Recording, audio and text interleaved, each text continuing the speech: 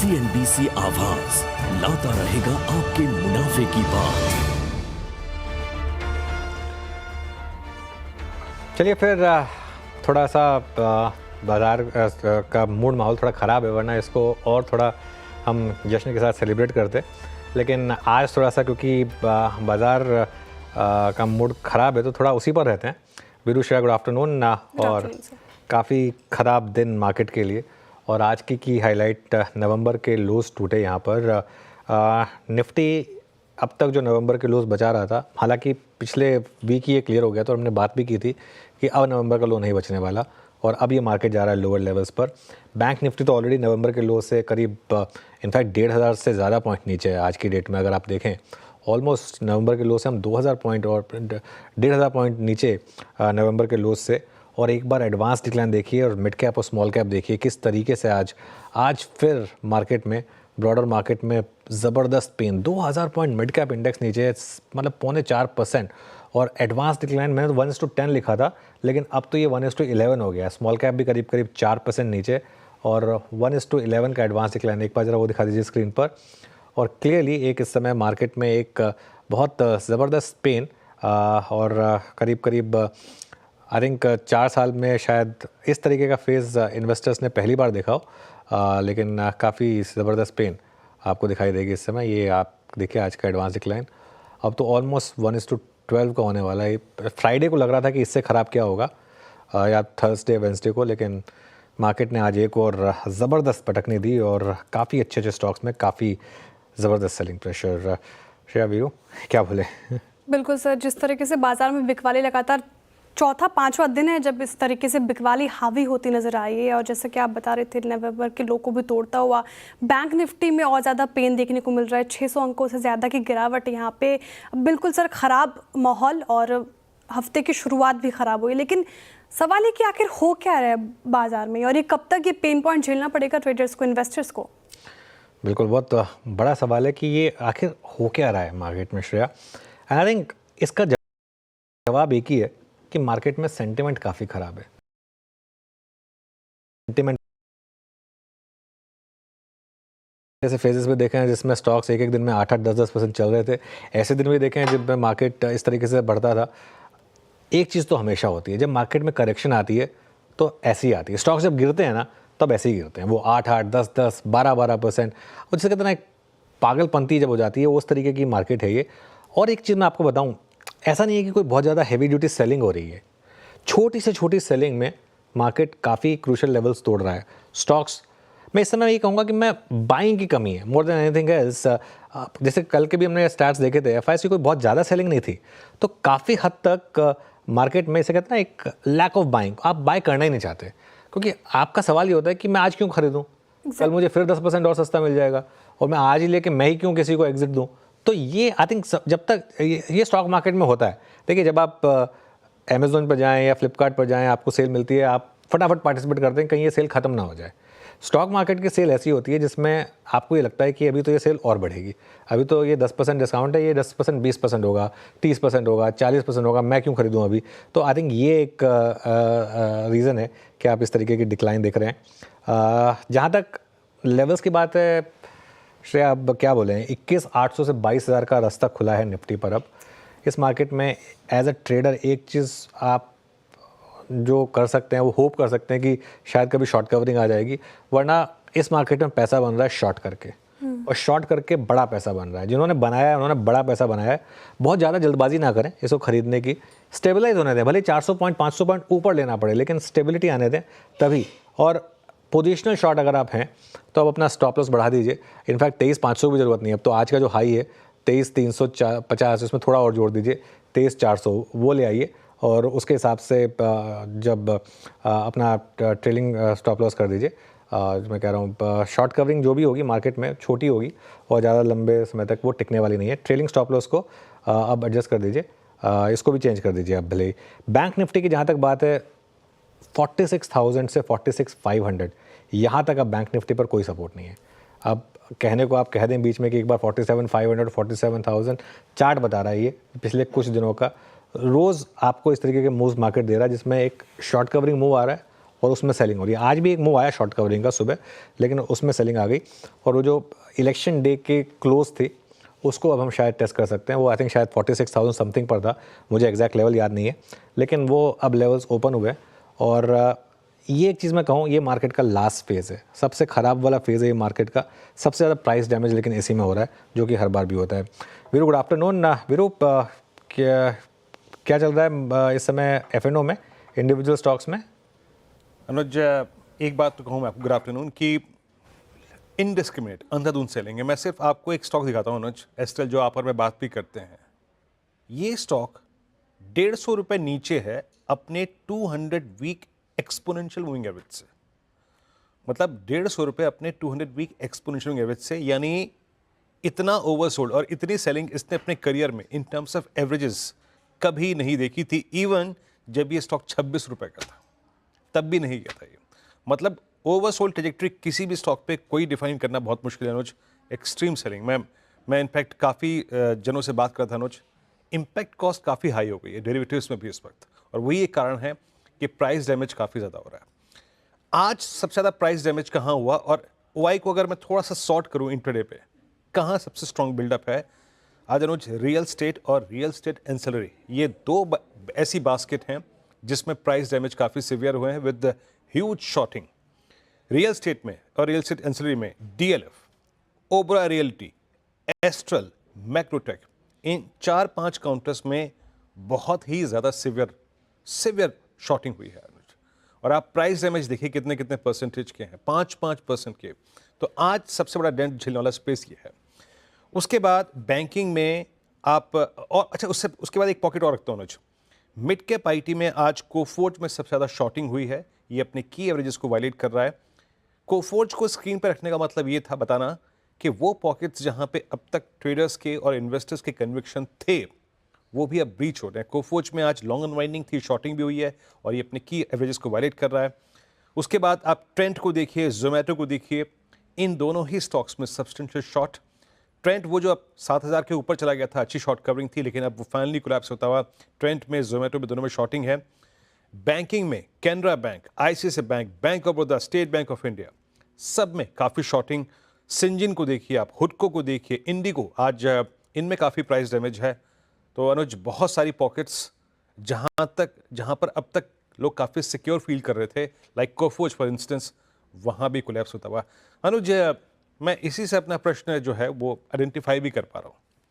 मेरे ख्याल से किसी भी बहुत बुरे दिन भी आप और मैं बात कर लेते थे, कोफोर्ज पे अच्छा चलता था। ये आईटी का अब कोलैप्स होना, यूएस में जो जॉब डेटा आया, और कोफोर्ज का आज का प्राइस एक्शन एग्जैक्टली क्या कह रहा है? अब जहाँ से प्रॉफिट मिल रहा है निकाल लो, यही फीलिंग है? बिल्कुल वीरू, और इसमें एक मैं और चीज़ जोड़ूँ, मैं एक्चुअली ओपनिंग कमेंट्री में बात करना भूल गया था। डॉलर रुपये देखिए आप आज का, ये डॉलर रुपये का जो मूव है, चलिए मैं समझ सकता हूँ कि कुछ हद तक मार्केट फोर्सेस हैं, उस वजह से एक इम्पैक्ट आ रहा है, लेकिन फॉरगेट 86, आप 86 हाफ भी आपने निकाल दिया आज एक ही दिन में। मुझे याद नहीं लास्ट टाइम हम इस तरीके से कब गिरे हैं करेंसी पर, और बात हो रही थी कि 82, 83 पर आरबीआई कोशिश कर रहा था कि ज़्यादा ना गिरने दिया जाए, लेकिन उसके बाद शायद कुछ पॉलिसी रही होगी कि चलिए इसको खुला छोड़ दिया जाए। लेकिन इसने जिस तरीके से पिछले 3-4 दिन में मूड बिगाड़ा है ना, ये भी एक बहुत बड़ा फैक्टर है। फॉर एग्जांपल, अगर आप एक एफआईआई इन्वेस्टर है, पिछले एक हफ्ते में 4% के करीब तो आपका 1-2 हफ्ते में ऐसे ही पोर्टफोलियो उड़ गया। क्योंकि अब आप देखें जिस तरीके से मार्केट गिरा है, जिस तरीके से ये, हाँ, एक महीने में 2% तो ऐसे ही आपका पोर्टफोलियो उड़ गया, कुछ करे बिना। तो ये बहुत सिवियर है। और on a day like today, जिसमें आप एक्सपेक्ट करेंगे कि एटलीस्ट आईटी अच्छा करे, सबसे ज़्यादा मतलब जैसे आपने बोला कोफोर्ज जैसे स्टॉक्स गिरे हैं, वो क्लियरली एक प्रॉफिट प्रिजर्वेशन जो है ना, वो उसकी तरफ इशारा कर रहा है कि प्रॉफिट प्रिजर्वेशन बेसिकली यहाँ पर हो रहा है। मैं आपको 1-2 एग्जांपल और देता हूँ। एक कल्याण ज्वेलर का एग्जांपल देता हूँ मैं आपको। कल्याण ज्वेलर देखिए, आज थोड़ा सा हम इस पर ज़्यादा टाइम स्पेंड करेंगे, थोड़ा सा क्योंकि मार्केट थोड़ा इस तरीके से है।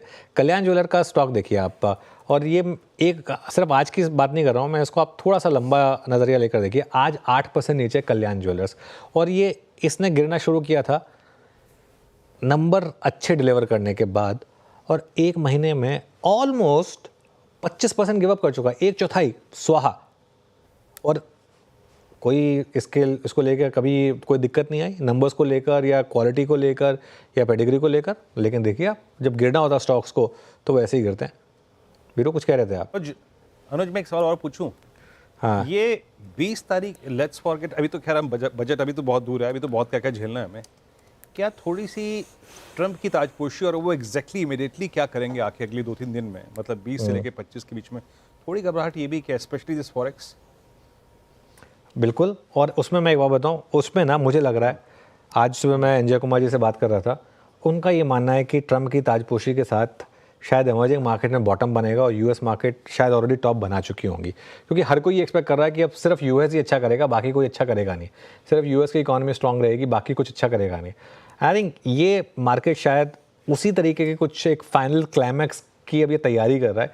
इस तरीके का प्राइस एक्शन जो होता है ना, वो नॉर्मली जब हम बात भी कर रहे थे, जब रात सबसे ज़्यादा काली होती है, अंधेरा मतलब वो सवेरा सबसे करीब होता है, ये मुझे लग रहा है कि उसी तरफ हम इस समय बढ़ रहे हैं। खैर एनीवे, आगे बढ़ते हैं शो में और श्रेया के पास चलते हैं ट्रेंडिंग काउंटर्स के लिए। श्रेया जी सर, ट्रेंडिंग काउंटर्स लूँ मैं उससे पहले एक सवाल मेरा आपसे ये भी है कि जिस तरीके से इनफैक्ट मैं सुन रही थी वीरू सर और आपको कारण बता रहे थे कि कैसे बाजार में बिकवाली हावी हो रही है, क्या पीछे कारण है, लेकिन सवाल यहाँ पे बहुत सारे लोग ये पूछते हैं कि आम निवेशक क्या करे, रिटेलर्स क्या करे। अभी जिस तरीके से गिरावट देखने को मिल रही है बाजार में, जैसा कि आप कहते हैं सेल लगी है, क्या मौका है खरीदने का, या फिर अभी कॉशियस रहने की सलाह है, दूर हट के रहे, या फिर जो आपने इतनी अच्छी लाइन कही कि जहाँ जब रात काली होती है तो सवेरा नज़दीक होता है, वो मेंटेन करके चले, ये रणनीति? देखिए असल में होता क्या है ना श्रेया, लाइन कहना बड़ा आसान होता है और एज अ कमेंटेटर हम कह भी सकते हैं, लेकिन इस समय मार्केट में पेन है। और मैं आपको बताऊं एक चीज़, हम चाहे कोई भी बात कह दें, फॉरगेट अबाउट, हम हमेशा बोलते हैं कि ब्लू चिप खरीदिए। इस मार्केट में कौन सा ब्लू चिप बचा है? well, HDFC बैंक से बड़ा ब्लू चिप है क्या कोई? नहीं बचा ना कोई भी। तो इस मार्केट में किसको क्या मुँह से कहें कि नहीं ये फेज़ है, ये आता रहता है मार्केट में। ये 3 साल के बाद आपको लगेगा कि हाँ वो फेज़ था जिसमें मुझे बाय करना चाहिए था।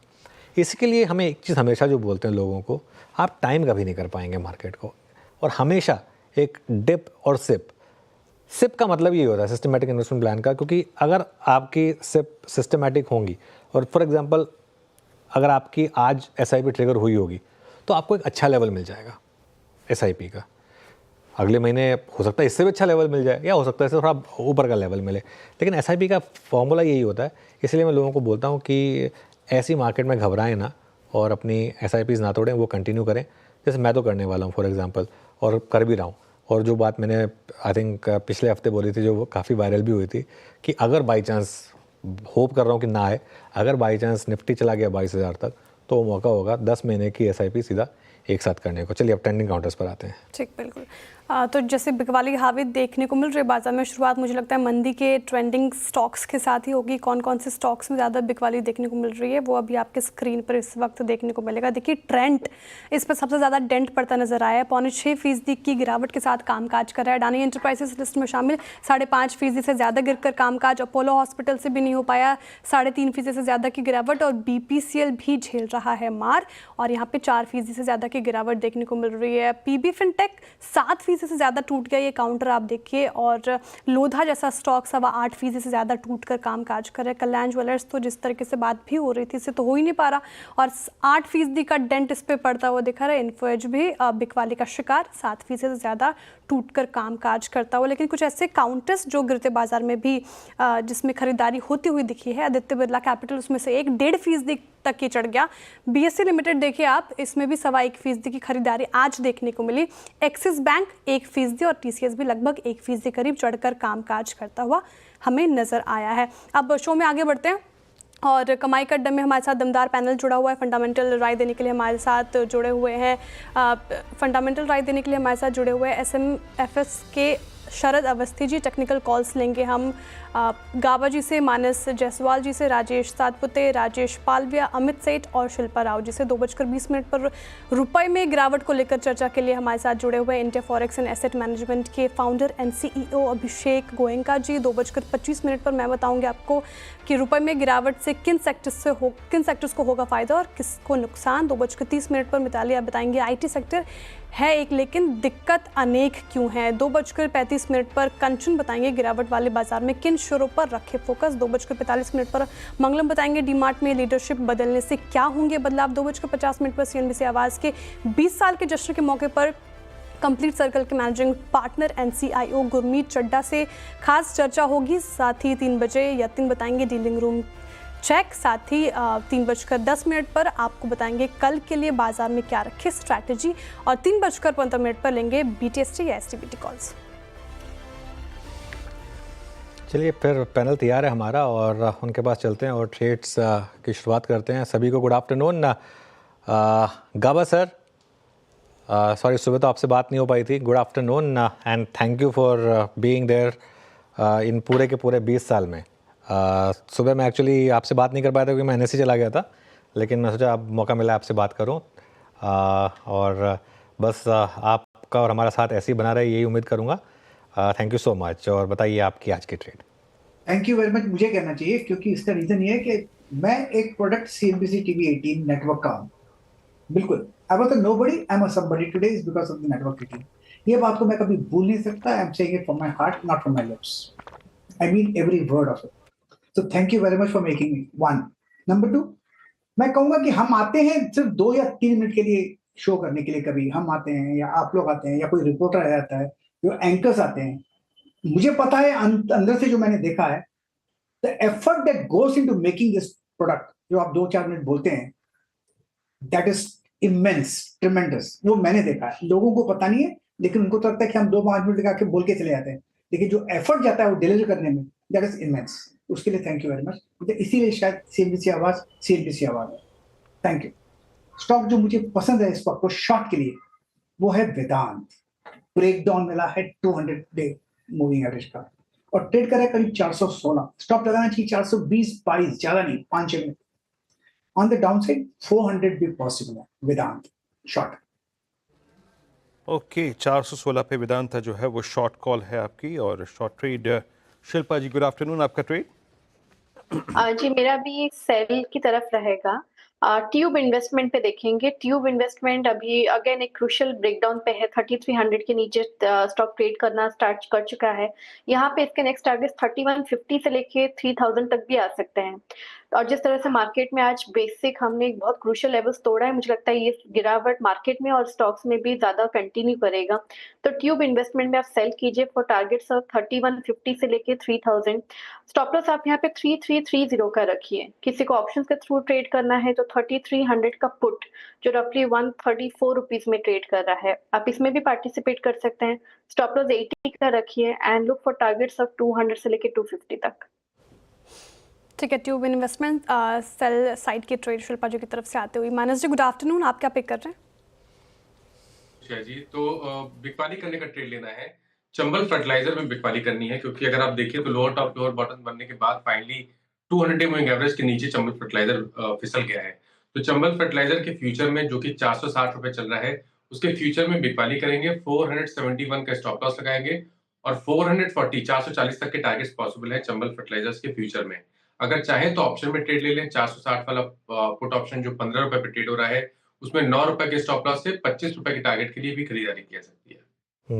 चलिए अब अमित सेठ के पास चलते हैं। अमित जी गुड आफ्टरनून, बताइए इस मंदी के बाजार में क्या ट्रेड ले रहे हैं आप? जी good afternoon Anuj ji, good afternoon Virendra ji, Shreya ji and everybody on the panel. Anuj ji first of all many congratulations to entire CNBC और आप सबको भी for 20 years and the 20th happy birthday. मेरा आज का ट्रेड रहेगा एल्कम फ्यूचर्स में, एक शॉर्ट कॉल रहेगा। अगर एल्कम का हम स्ट्रक्चर देखें तो स्टॉक ने काफी समय से 200 डेमा के पास एक कंसोलिडेशन करने की कोशिश की थी, बट ये consolidation has broken on the down side. 5300 का एक अहम स्विंग था फ्यूचर्स में जो स्टॉक ने ब्रेक कर दिया और 200 डेमा के नीचे ट्रेड कर रहा है। तो करंटली प्राइस फ्यूचर्स में लगभग चल रहा है 5218 का। एल्कम का फ्यूचर शॉर्ट करें, स्टॉप लॉस रहेगा हमारा 5280 का और टारगेट्स रहेंगे 5100 के। ओके, एल्केम लैब शॉर्ट है 5244 पे। अब चलते हैं राजेश जी के पास। राजेश सतपुते जी गुड आफ्टरनून, आपका trade. Good afternoon Viren, good afternoon everyone. Viren देखिए मेरी नजर है जेएसपीएल पे, यहाँ पे एक सेल कॉल दूंगा।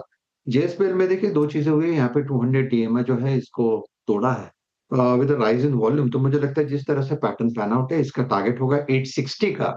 सो at a level of 887 it's a sell in JSPL. Stop loss होगा 905 का।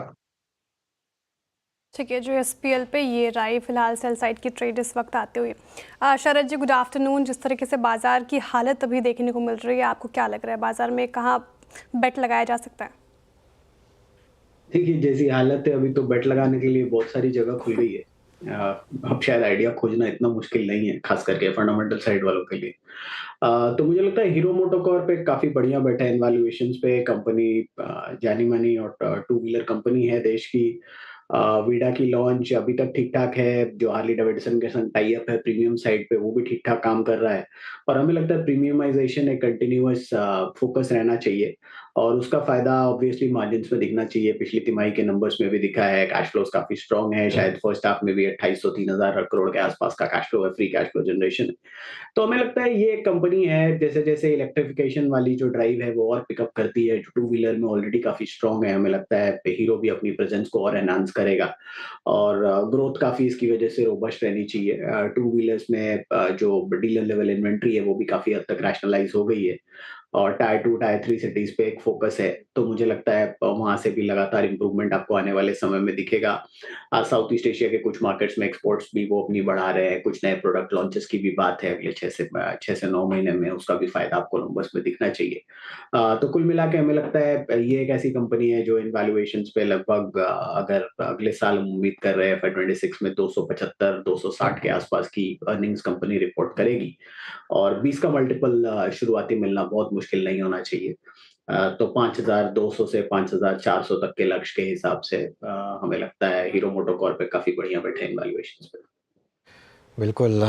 चलिए, मैं एक चीज़ अब थोड़ा सा आपको स्टैटिस्टिक्स देना चाहूँगा और वीरू आप अभी सुनिएगा इन स्टैटिस्टिक्स को। मार्केट किस लेवल पर अब आ चुका है और कितना ब्रॉड बेस ये सेल ऑफ रहा है।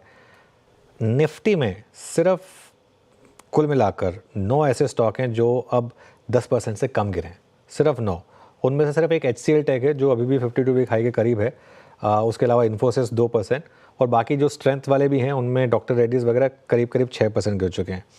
नंबर 11 से लेके जो स्टॉक नंबर 20 तक जाते हैं उनमें हमने 15% तक की फॉल देखी है। सबसे बड़ी फॉल रही है उसमें HDFC बैंक की, करीब करीब 13 से 14% की फॉल इस स्टॉक में आपको देखने को मिली। इन सब के ना बस 3 महीने के चार्ट रख दीजिए, उसमें एग्जैक्ट नहीं दिखेगा आपको, लेकिन फिर भी काफ़ी हद तक पता चल जाएगा कि कितनी गिरावट रही है। उसके बाद आप देखिए जो 21 से 30 नंबर के निफ्टी के स्टॉक आता हूँ, मैं सिर्फ निफ्टी के स्टॉक्स की बात कर रहा हूँ, उनमें करेक्शन रही है करीब करीब 20 से 22% तक की, जिसमें सबसे बड़ा नाम होगा एक्सिस बैंक का जो करीब करीब 22% गिरा है अपने टॉप से। उसके बाद रिलायंस 23%, 31वां नंबर रिलायंस का है जो अपने हाई से करीब करीब 23% गिरा है। और 31 से 40 वाले जो स्टॉक्स हैं उसमें आप जो नंबर 40 पर आएगा वो करीब करीब BPCL है, वो 30% गिरा है अपने हाई से। और उसके बाद 41 से 50 नंबर पर वो स्टॉक्स हैं जो निफ्टी पर, जी हाँ निफ्टी पर अपने हाई से एटलीस्ट 1/3 से ज़्यादा गिरे हैं और कुछ केसेस में 2 केसेस में 40% से भी ज़्यादा गिरे हैं, जिसमें इंडसइंड बैंक है और अदानी एंटरप्राइज। चलिए इनके केस में आप ये कह सकते हैं कि ये पहले से गिर रहे हैं, रिसेंट फॉल नहीं है। लेकिन एशियन पेंट्स फॉर एग्जांपल 33%। और वीरू बी ग्रुप में तो मैं अभी गया ही नहीं हूँ और मिड और स्मॉल कैप की तो बात ही क्या करूँ।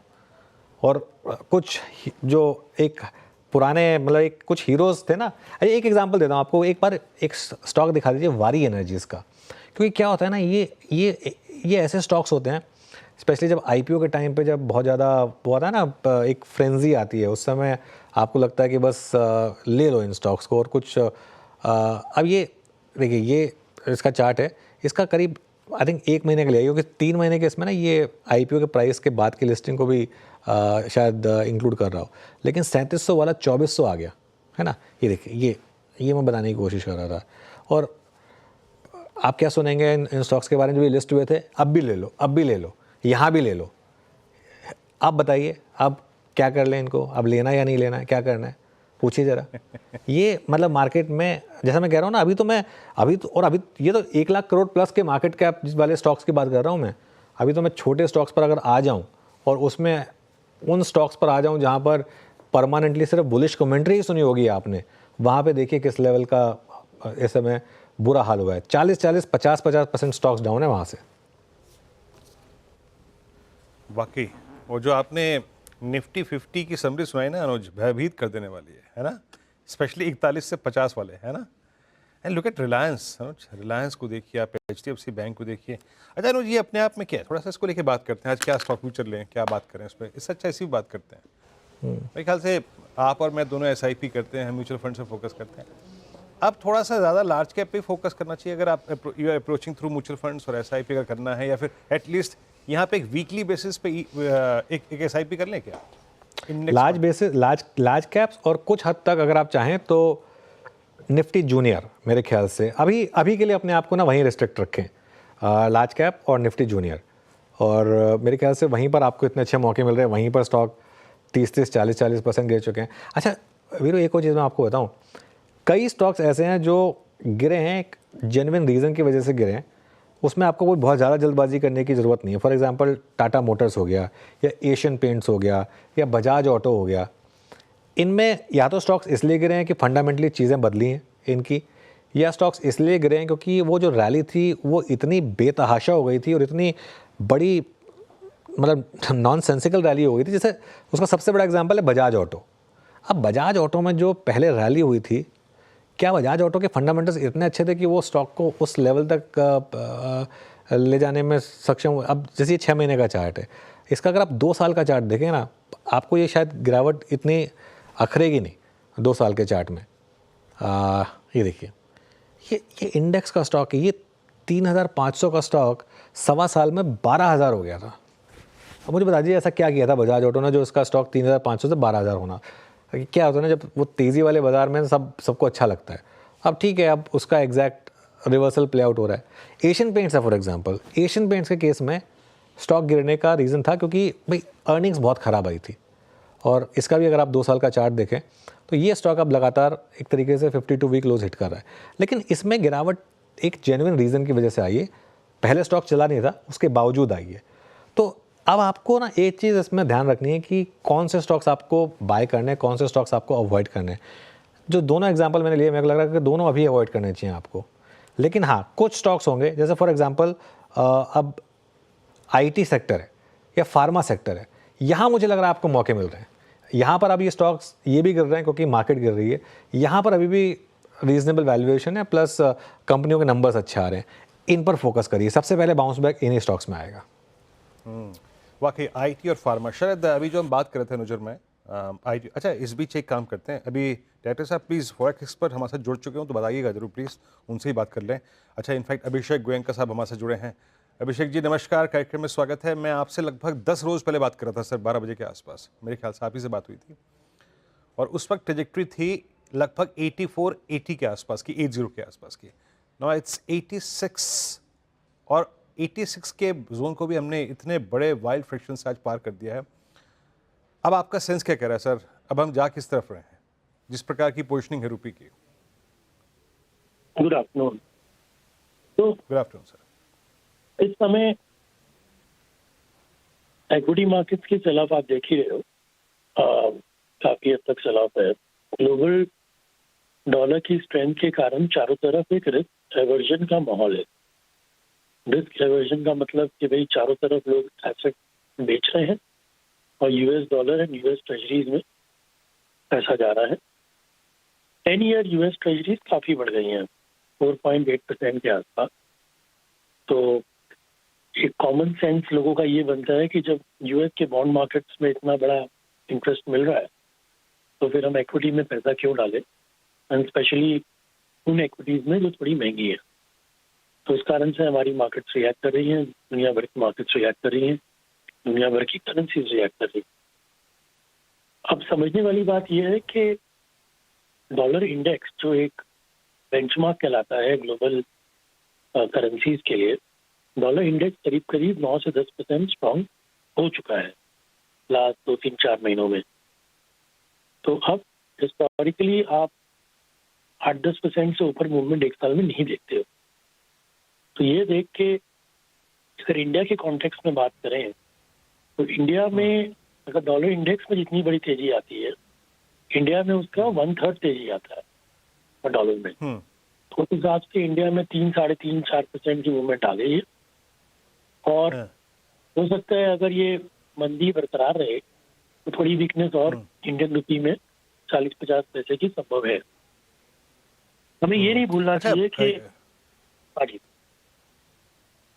मैं ये कह रहा हूँ कि अभी बहुत संक्षेप में रखिएगा इस उत्तर को। आरबीआई का इंटरवेंशन किस प्रकार का है, उनकी तरफ से क्या कम इंटरवेंशन है और क्या इंपोर्टर्स की तरफ से भी थोड़ा पैनिक है? तो आरबीआई की इंटरवेंशन बीच में आती है, जिसके हिसाब से इंटरवेंशन हम आज से 6 महीने पहले देख रहे थे या साल भर पहले देख रहे थे, जब रुपया कहीं नहीं जा रहा था और बाकी करेंसी स्ट्रांग भी हो रहे थे, तो हमारी रुपए में मंदी नहीं आ रही थी। पहले इंटरवेंशन ज़्यादा था क्योंकि एक तरफ में हमारे को प्रीवियसली रिजाइम में काफ़ी कंफर्ट था।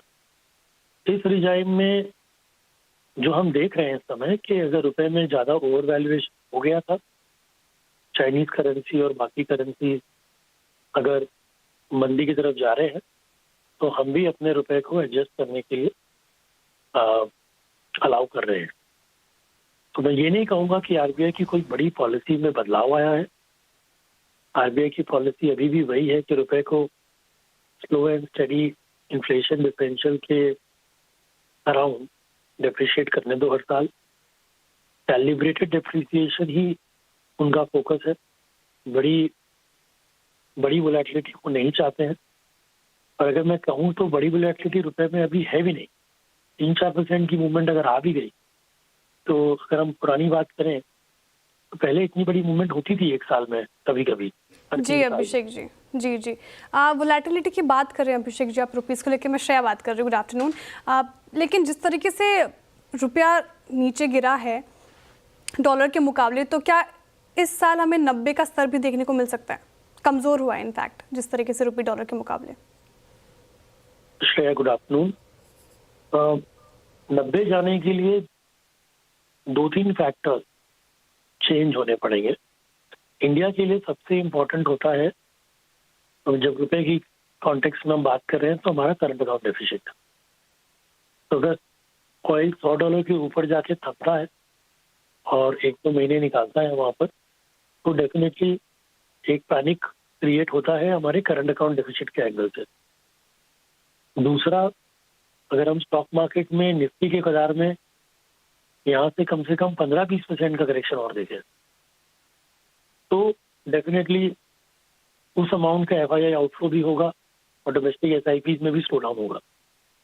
तो उस कारण से एक नेगेटिव प्रवृत्ति बनेगी। और तीसरी, अगर यूएस इंटरेस्ट रेट 10 ईयर 5% के ऊपर होल्ड करते हैं और डोनाल्ड ट्रंप के आने के बाद वो इतने सारे टैरिफ्स लगाते हैं कि चाइनीज युआन को अपनी करेंसी को डिप्रिशिएट करना पड़ता है, जो अभी 7.35 के आसपास है। आज अगर वो 7.50 या 7.60 या 7.70 के नजदीक जाता है, तो डेफिनेटली इंडियन रुपी को भी डिप्रिशिएट होना पड़ेगा और आरबीआई उतने भी रिजर्व्स खर्च नहीं करने वाला कि वो इसको आर्टिफिशियली इन्फ्लेट करके रखेगा। तो उन सब सिचुएशंस में आप 5-7% की मूवमेंट देख सकते हो। और अदरवाइज आई थिंक चीज़ें ठीक हो गई 20 तारीख के बाद, तो फिर मेरे ख्याल से ये बैक टू फिर 85.5 to 87 के रेंज में आ जाएगा। ओके चलिए अभिषेक जी, बहुत बहुत शुक्रिया आज हमारे साथ जुड़ने के लिए और ये अपना व्यू देने के लिए। इस थीम पर ही रहते हैं इवेंचुअली, हर जैसे कहते हैं कि आपदा में भी कोई ना कोई अवसर होता है। तो डॉलर के मुकाबले जो रुपये ने वीकनेस दिखाई है, इसमें ऑब्वियसली कुछ सेक्टर्स को पेन है लेकिन कुछ सेक्टर्स को फ़ायदा भी है। और श्रेया ने थोड़ी रिसर्च की है, जानते हैं कि कहाँ फ़ायदा और कहाँ नुकसान। श्रेया बताइए। बिल्कुल सर, जैसे कि जिस तरीके से रुपए में कमज़ोरी में देखने को मिल रही है, रिकॉर्ड अपने निचले स्तरों से 86 रुपीज़ 50 पैसे के रिकॉर्ड निचला स्तर छुआ है रुपये ने। लेकिन सवाल ये कि कौन से सेक्टर्स को फ़ायदा होते दिख रहा है और कुछ ऐसे सेक्टर्स भी हैं जिसपे इसका नेगेटिव इम्पैक्ट पड़ता दिखा रहा है। फ़ायदे की बात करते पहले तो आईटी सेक्टर को फ़ायदा होता दिखेगा, क्योंकि आईटी कंपनी एक्सपोर्ट करती है, आय उनका डॉलर पर निर्भर करता है। डॉलर में मजबूती से आईटी सेक्टर को फ़ायदा मिलेगा क्योंकि मुनाफे को बूस्ट मिलेगा, साथ ही कंपनी के एक्सपोर्ट अर्निंग में भी सुधार देखा जाएगा। और यहाँ पे ध्यान देने वाली बात यह है कि 1% रुपये की गिरावट से से मार्जिन में 30 बेसिस पॉइंट का सुधार होता है। बाकी सब चीज़ें सेम ही होती है, लेकिन 1% अगर रुपए में गिरावट देखी गई तो मार्जिन में 0.3% का सुधार होता है। अब जैसे कुछ बड़ी आईटी कंपनीज अपने स्क्रीन पर रखती हूँ मैं, HCL टेक, देखिए इसका रेवेन्यू किस तरीके से यूएस का, इसका एक्सपोजर कितना है यूएस पे। HCL टेक का 65.1% एक्सपोजर है। वही विप्रो का देखिए आप 61.4% का एक्सपोजर है यूएस में। इन्फोसिस 57.4%, वैसे ही TCS 49.6% का एक्सपोजर यहाँ पे आपको देखने को मिलेगा। साथ ही फार्मा सेक्टर को भी फायदा होता दिखेगा, क्योंकि ये भी एक्सपोर्ट करते हैं विदेशी मार्केट में। भारतीय कंपनियों की जो कॉम्पिटिशन है उसमें बढ़ोतरी देखने को मिल रही है। कंपनियों के एक्सपोर्ट और प्रॉफिट बढ़ती है इससे, और कई फार्मा कंपनियों का यूएस में बड़ा कारोबार है, और वो अभी स्क्रीन पे रखती हूँ। इसमें से बड़े बड़े कंपनीज की बात करें तो ऑरबिंदो फार्मा है, 53% इसका रेवेन्यू यूएस से आता है। डॉक्टर रेड्डीज देखिए 47%। इसके अलावा सन फार्मा और ल्यूपिन भी इस लिस्ट में शामिल है, जिसमें 33% सन फार्मा से इसका रेवेन्यू आता है, वहीं ल्यूपिन से 37% का रेवेन्यू आता है इस पर्टिकुलर कंपनी में। इसके अलावा टेक्सटाइल सेक्टर को यहाँ पे मदद होती दिखेगी। कंपनियों के ग्लोबल कॉम्पिटिटर्स भी यहाँ पे मौजूद हैं। रुपए में गिरावट से होटल सेक्टर एक ऐसा सेक्टर है जहाँ पे नेगेटिव इम्पैक्ट पड़ता दिखेगा, क्योंकि विदेशों में घूमना महंगा होगा, और रुपए में गिरावट से ऑयल और गैस सेक्टर को भी वहाँ पे इम्पैक्ट देखने को मिल सकता है। तो ये नेगेटिव इम्पैक्ट यहाँ पे देखने को मिलेगा। साथ ही FMCG सेक्टर में भी नेगेटिव इम्पैक्ट देखने को मिलेगा। इसके अलावा अगर आप बात करें ऐसे फॉरेन कंपनीज, ऐसे कंपनीज की जिनका डेट जो है वो काफ़ी ज़्यादा है, इसके अलावा डॉलर में जो कर्ज जिस कंपनी ने डॉलर में कर्ज लिया है उसको नेगेटिव इम्पैक्ट देखने को मिलेगा। ओके, चलिए, तो ये कुछ स्टॉक्स जिनको आपको रखना है रेडार पर, कुछ कंपनियाँ। शरद जी, एक IT के बारे में कहते हैं कि हालांकि IT में रुपी डिप्रिसिएशन में क्लाइंट काफ़ी अपने कॉन्ट्रैक्ट को रीनेगोशिएट करते हैं उसके हिसाब से, लेकिन फार्मा में फिर भी वो काफ़ी टेलविंड रहता है। इस थीम को अगर प्ले करना हो तो आपकी प्रेफर्ड थीम क्या होगी? फार्मा में पर्टिकुलरली मुझे लगता है डॉक्टर रेड्डी अभी भी इन वैल्यूएशंस पे अट्रैक्टिव है। हालांकि हो सकता है इस क्वार्टर के नंबर्स में थोड़ा बहुत आपको प्रॉब्लम दिखाई दे फार्मा में, क्योंकि वो रेड सी वाले इशू में थोड़ा लॉजिस्टिकल इश्यूज हैं। जो एक्सपोर्ट ओरिएंटेड मार्केट है वो उनका मेजर रूट है, तो वहां से थोड़ा चैलेंज आ सकता है। बट डायरेक्टली बेनिफिट करना हो तो मुझे लगता है डॉक्टर रेड्डी एक बढ़िया बेट हो सकती है। और इसके अलावा एक्यूम्स ड्रग्स एक रीसेंट लिस्टिंग है, मुझे लगता है काफी डिसेंट करेक्शन वहां भी हमने देखी है। हालांकि जो इम्प्रूवमेंट पॉसिबल है उनके नंबर्स में आने वाले टाइम में वो काफी रोबस्ट हो सकती है। बाकी लॉरस वगैरह को फायदा हो सकता है, बट लॉरस में ऑलरेडी मेरे हिसाब से थोड़ा अप्रिसिएशन हो गया है। डीवीज में भी सेम है, तो मुझे लगता है उन जगहों पे उतना फायदा नहीं होगा। बट जनरली आपको CDMO में फायदा होना चाहिए। मुझे लगता है बायोकॉन में भी इन लेवल पे वैल्यूएशन कंफर्ट काफी ज्यादा है। तो 3 स्टॉक्स अगर आपको चूज करने हो तो मेरे हिसाब से डॉक्टर रेड्डी, बायोकॉन और छोटी नई कंपनीज में एक्यूम्स ड्रग्स। तो ये रही डॉक्टर रेड्डीज के ऊपर ही। अब कुछ दूसरे सेक्टर पे फोकस करते हैं। बाजार का फोकस इस बार देखिए इन दिनों नतीजों के मौसम पर है, और TCS के नतीजों के साथ Q3 नतीजों की जो शुरुआत हो चुकी है। इस हफ्ते सभी बड़ी IT कंपनियों के नतीजे आ जाएंगे, और लेकिन इससे पहले कई म्यूचुअल फंड कंपनियों ने IT सेक्टर से दूरी बना ली है। क्या है कारण, बताने के लिए मौजूद है मिताली बताइए। जी बिल्कुल, इस समय म्यूचुअल फंड्स की रणनीतियों ने IT सेक्टर को लेकर कुछ कॉशियस स्टेप्स देखने को मिले हैं। एक तरफ कुछ फंड्स ने IT सेक्टर पर अपना भरोसा जताते हुए ओवरवेट किया है, वहीं दूसरी तरफ मेजॉरिटी फंड्स जो है वहाँ दूरी बनाते हुए नजर आए हैं।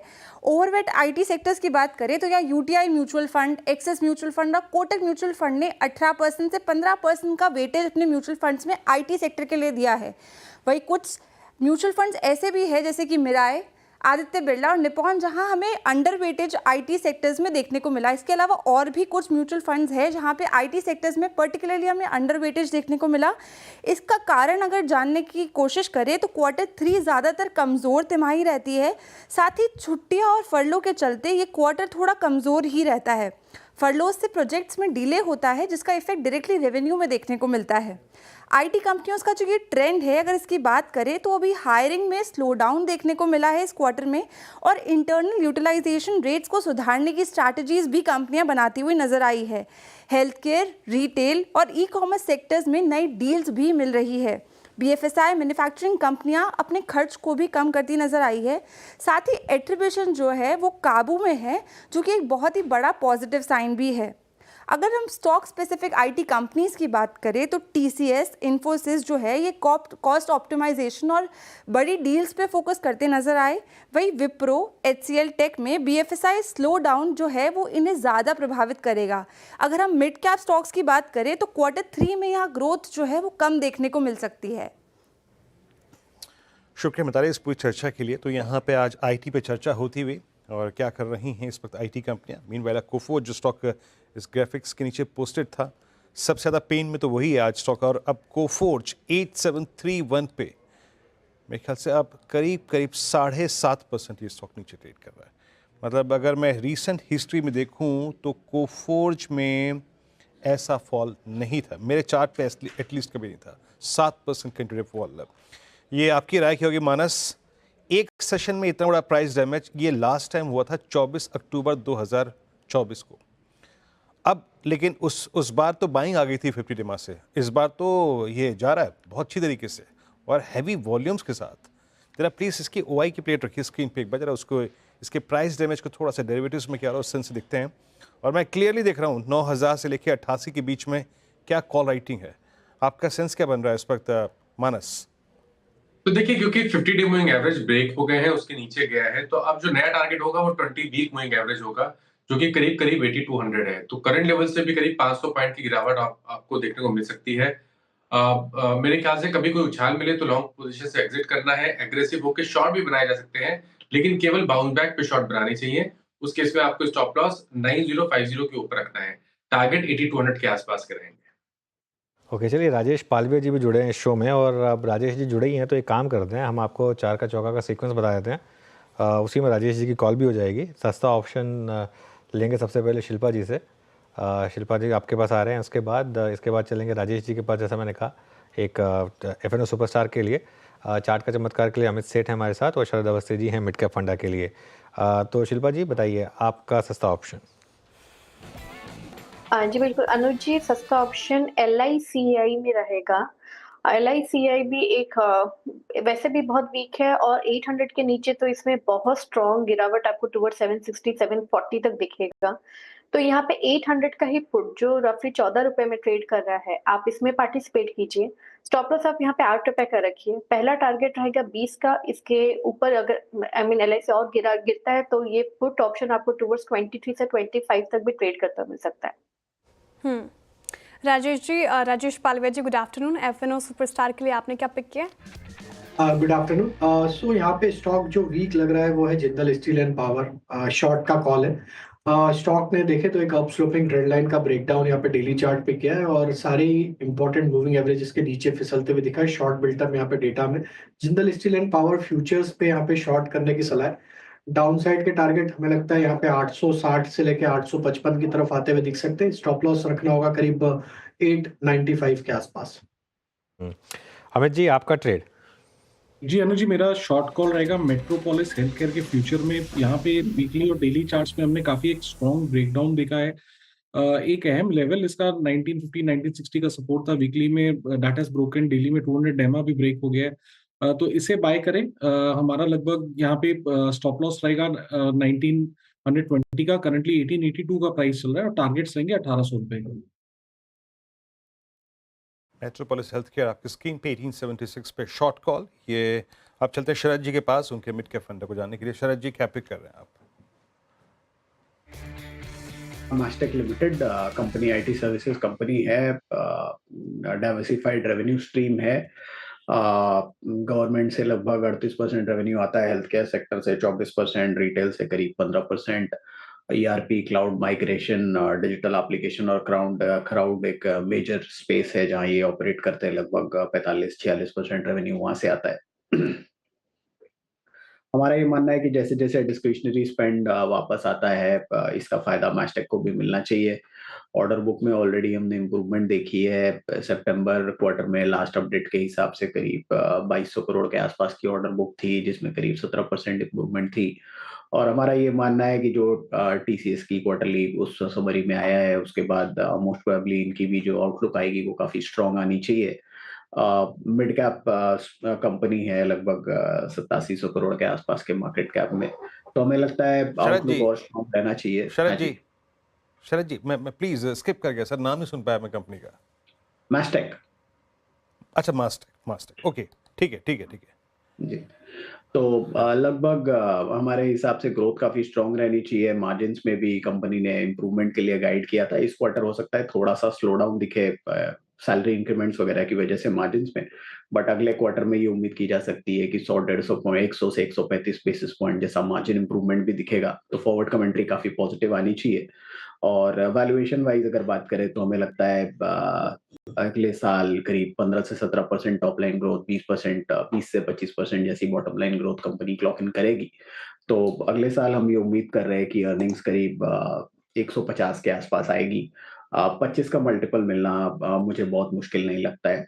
तो 3500 से 3700 रुपए के लक्ष्य के लिए मैस्टेक। ओके, 4 ट्रेड्स आपकी स्क्रीन पे आए और एक एक करके वो सारे ट्रेड्स मैं यहाँ स्क्रीन पे देता हूँ। पहला ट्रेड पे किया हमने सस्ता ऑप्शन, आपकी स्क्रीन पे आएगा, शिल्पा जी ने पिक किया सस्ता ऑप्शन LIC की आत्सुकी put option for possible target of 20, 25, 8 का यहाँ पे स्टॉप लॉस है। राजेश पालवी जी ने FNO सुपरस्टार पिक किया यहाँ पर और इनका ट्रेड था JSPL फ्यूचर्स सेल 860, 855 का यहाँ पर टारगेट, स्टॉप लॉस 895 का। अमित सेठ जी ने पिक किया चार्ट का चमत्कार, यहाँ पे मेट्रोपोलिस हेल्थ केयर शॉर्ट है, 1800 का लक्ष्य, 1920 का स्टॉप लॉस, 1883 पे ट्रेड करता हुआ। शरद जी ने यहाँ पर मिड कैप फंडा पिक किया और ये 4 ट्रेड्स आपकी स्क्रीन पे आए। और जब तक मिड कैप फंडा चल रहा था, निफ्टी जो लो लगा के आया वो तक करीब 23,047 का, और निफ्टी बैंक अब 48,000 के नीचे। पिछले 4-5 दिन से पुट राइटर्स गजब ट्रैप हो रहे हैं। ओवरसोल्ड ट्रेजेक्ट्री जाके पुट सेल करते हैं, वो भी चली जाती है 48,000 की पुट। डायरेक्टर साहब जरा प्लीज़ एक बार बात करेंगे अनुज और मैं इस पर, एक बार 48,000 की पुट का आउटस्टैंडिंग वाई रखिए। अनुज, मैं पिछले 4-5 दिन से देख भी रहा हूँ, पहले 50,000 की पुट बिकी एट 50 वेमा, फिर 49 और आज 48,000 का भी ट्रैप। क्या गजब सेलिंग है ना। I mean, ये जो FI सेलिंग है अनुज, HDFC बैंक और अब तो ICICI बैंक को टारगेट करते हुए, है ना। वीरो, एक चीज़ बताऊँ मैं आपको, मैंने जब फ्राइडे को एक चीज़ कही थी कि अब बैंक निफ्टी सीधा 48,500 तक जा रहा है, तो बहुत लोगों को हैरानी हुई थी कि इतना लोअर लेवल, अब 48,500 भी हिस्ट्री बन गया। और अभी भी मैं एक चीज़ बताऊं, एक गलती जो आप इस मार्केट में करेंगे ना, वो ये सोचकर कि इस लेवल का पुट लिख दूं मैं, क्योंकि इससे नीचे तो क्या ही जाएगा। अच्छा, एक और चीज़ हुई है इस मार्केट में, वो वीकली एक्सपायरी जो ख़त्म हुई है ना, वो उसके बाद से अभी भी मार्केट में आई थिंक वो इक्विलिब्रियम नहीं बना है निफ्टी वर्सेस बैंक निफ्टी का, क्योंकि निफ्टी के भी वीकलीज अवेलेबल है, बैंक निफ्टी की वो अवेलेबल नहीं है। बैंक निफ्टी की सीधा मंथली अवेलेबल है। और आई थिंक लोगों की आदत ऑलमोस्ट छूट चुकी है कि मंथली ऑप्शन को ट्रेड कैसे करना है। तो बैंक निफ्टी में अगर आप देखें तो वॉलेटिलिटी इस कदर बढ़ चुकी है, क्योंकि वहाँ पर अब वो वीकली वाला प्रोडक्ट अवेलेबल नहीं है। और अभी तक आई थिंक किसी को वो इक्विलिब्रियम समझ में आया नहीं है कि कई ऑप्शंस को देखकर आपको लगता है कि इसका प्राइस इतना क्यों होना चाहिए, या कोई दूर का ऑप्शन देखकर आपको लगता है कि चलिए इसमें तो बहुत सेफ्टी फैक्टर है मेरे पास, उसको अब फॉर एग्जांपल 3 या 4 दिन पहले अगर आपने 48,000 की पुट बेची होती महीने के एंड की, तो आपको लग रहा होगा कि ठीक है, सेफ हूँ मैं, क्या होगा उसका। 3 दिन में बैंक निफ्टी ने 1,500 से ज़्यादा पॉइंट निकाल दिया आपके। तो आई थिंक वो थोड़ा सा एक इक्विलिब्रियम भी जो है ना मार्केट में थोड़ा सा मिसिंग है इस समय। बिल्कुल, और इस बीच याद रखिएगा, अब हमारे पास डेली पर तो कुछ बचा नहीं डिस्कस करने लायक, क्योंकि हम सारे एवरेज तोड़ चुके हैं। वीकली पर जो हुआ था मार्च 2022 में के 50 वेमा तोड़ने के बाद एक बड़े फ्रैक्शन से हम 100 पे गए, हमने इवन 100 तोड़ा। निफ्टी बैंक का 100 week exponential moving average placed है 47,260 पे। सिर्फ यहाँ पे सिर्फ मेंशन कर देता हूँ। इस बीच लेके आइए आप आपकी स्क्रीन पे थोड़े से वो स्टॉक्स जो कि अब थोड़ा क्रूड की मार झेल रहे हैं। सुबह से हम इंडिगो पे बात भी कर रहे थे, एक बार इंडिगो स्क्रीन पे रखिएगा। 1-2 ट्रेड चेक और लेता हूँ यहाँ पर। शिल्पा जी, इंडिगो आपकी स्क्रीन पे आएगा और 4021, एक सेकेंड मैं यहाँ पे इसके ऑप्शंस भी खोल लूँ। 4021 पे ये प्राइस डैमेज डेली पे तो हुआ ही है, ये वीकली पे भी प्राइस डैमेज है। इनफैक्ट ये कैंडल जो है वो अब 200 EMA के नीचे झूलती हुई। अगर क्रूड 82-83 की ट्रेजेक्ट्री में गया तो आपको क्या लग रहा है? आई मीन लास्ट टाइम तो इसने इसी जोन पे पैनिक लो बनाया था 21 नवंबर को। क्या इस बार ये टूटने की आशंका लग रही है आपको? जी बिल्कुल, अगर आप देखेंगे वीरेंद्र जी कि यहाँ पे ऑप्शन चेन भी आप देखेंगे तो इमीडिएट बेसिस पे चाहे वो 4100 हो या 4200, कॉल राइटर्स बहुत अग्रेसिवली प्लेस्ड है। जिसका मतलब ये तो रेजिस्टेंस है एंड नियर टर्म पे किसी को यहाँ पे उम्मीद नहीं है कि स्टॉक यहाँ पे कोई रिवर्सल दिखा के 4200 तक भी जाए।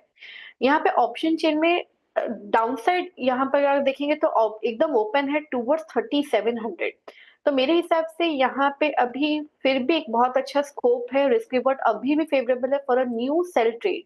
तो आपको अगर फ्यूचर्स में करना है तो आप यहाँ पे 4200 के स्टॉप लॉस से 3700, 3550 तक के भी लेवल्स के लिए आप इसमें सेल कर सकते हैं।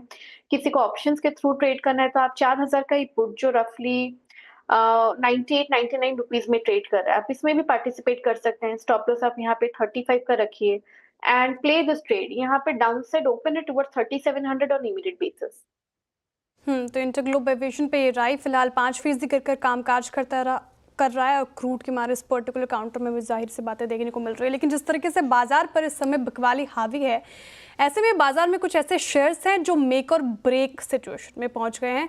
तो ऐसे भी कुछ स्टॉक्स हैं जो इस बिकवाली के दबाव में भी कुछ दम दिखा रहे हैं। ये कौन से शेयर्स हैं, ये बताने के लिए कंचन जुड़ी हुई है मेरे साथ। कंचन, बताइए। जी, सबसे पहले बात कर लेते हैं उन कुछ इंटरेस्टिंग स्टॉक्स की और मैं आपके सामने जो रखने वाली हूँ। सबसे पहले वो ऐसे स्टॉक्स जो अपने 200 वीकली मूविंग एवरेज के आसपास आके खड़े हैं, यानी कि ये अपने मेक और ब्रेक लेवल पे हैं। सबसे पहले बता देती हूँ, मिसाल के तौर पे हिंदुस्तान यूनिलीवर, HDFC लाइफ और टाटा स्टील अगर इस टाइम पे देखेंगे तो ये अपने 200 WMA के 1% 1 से 1.5% ऊपर नीचे ही कारोबार कर रहे हैं।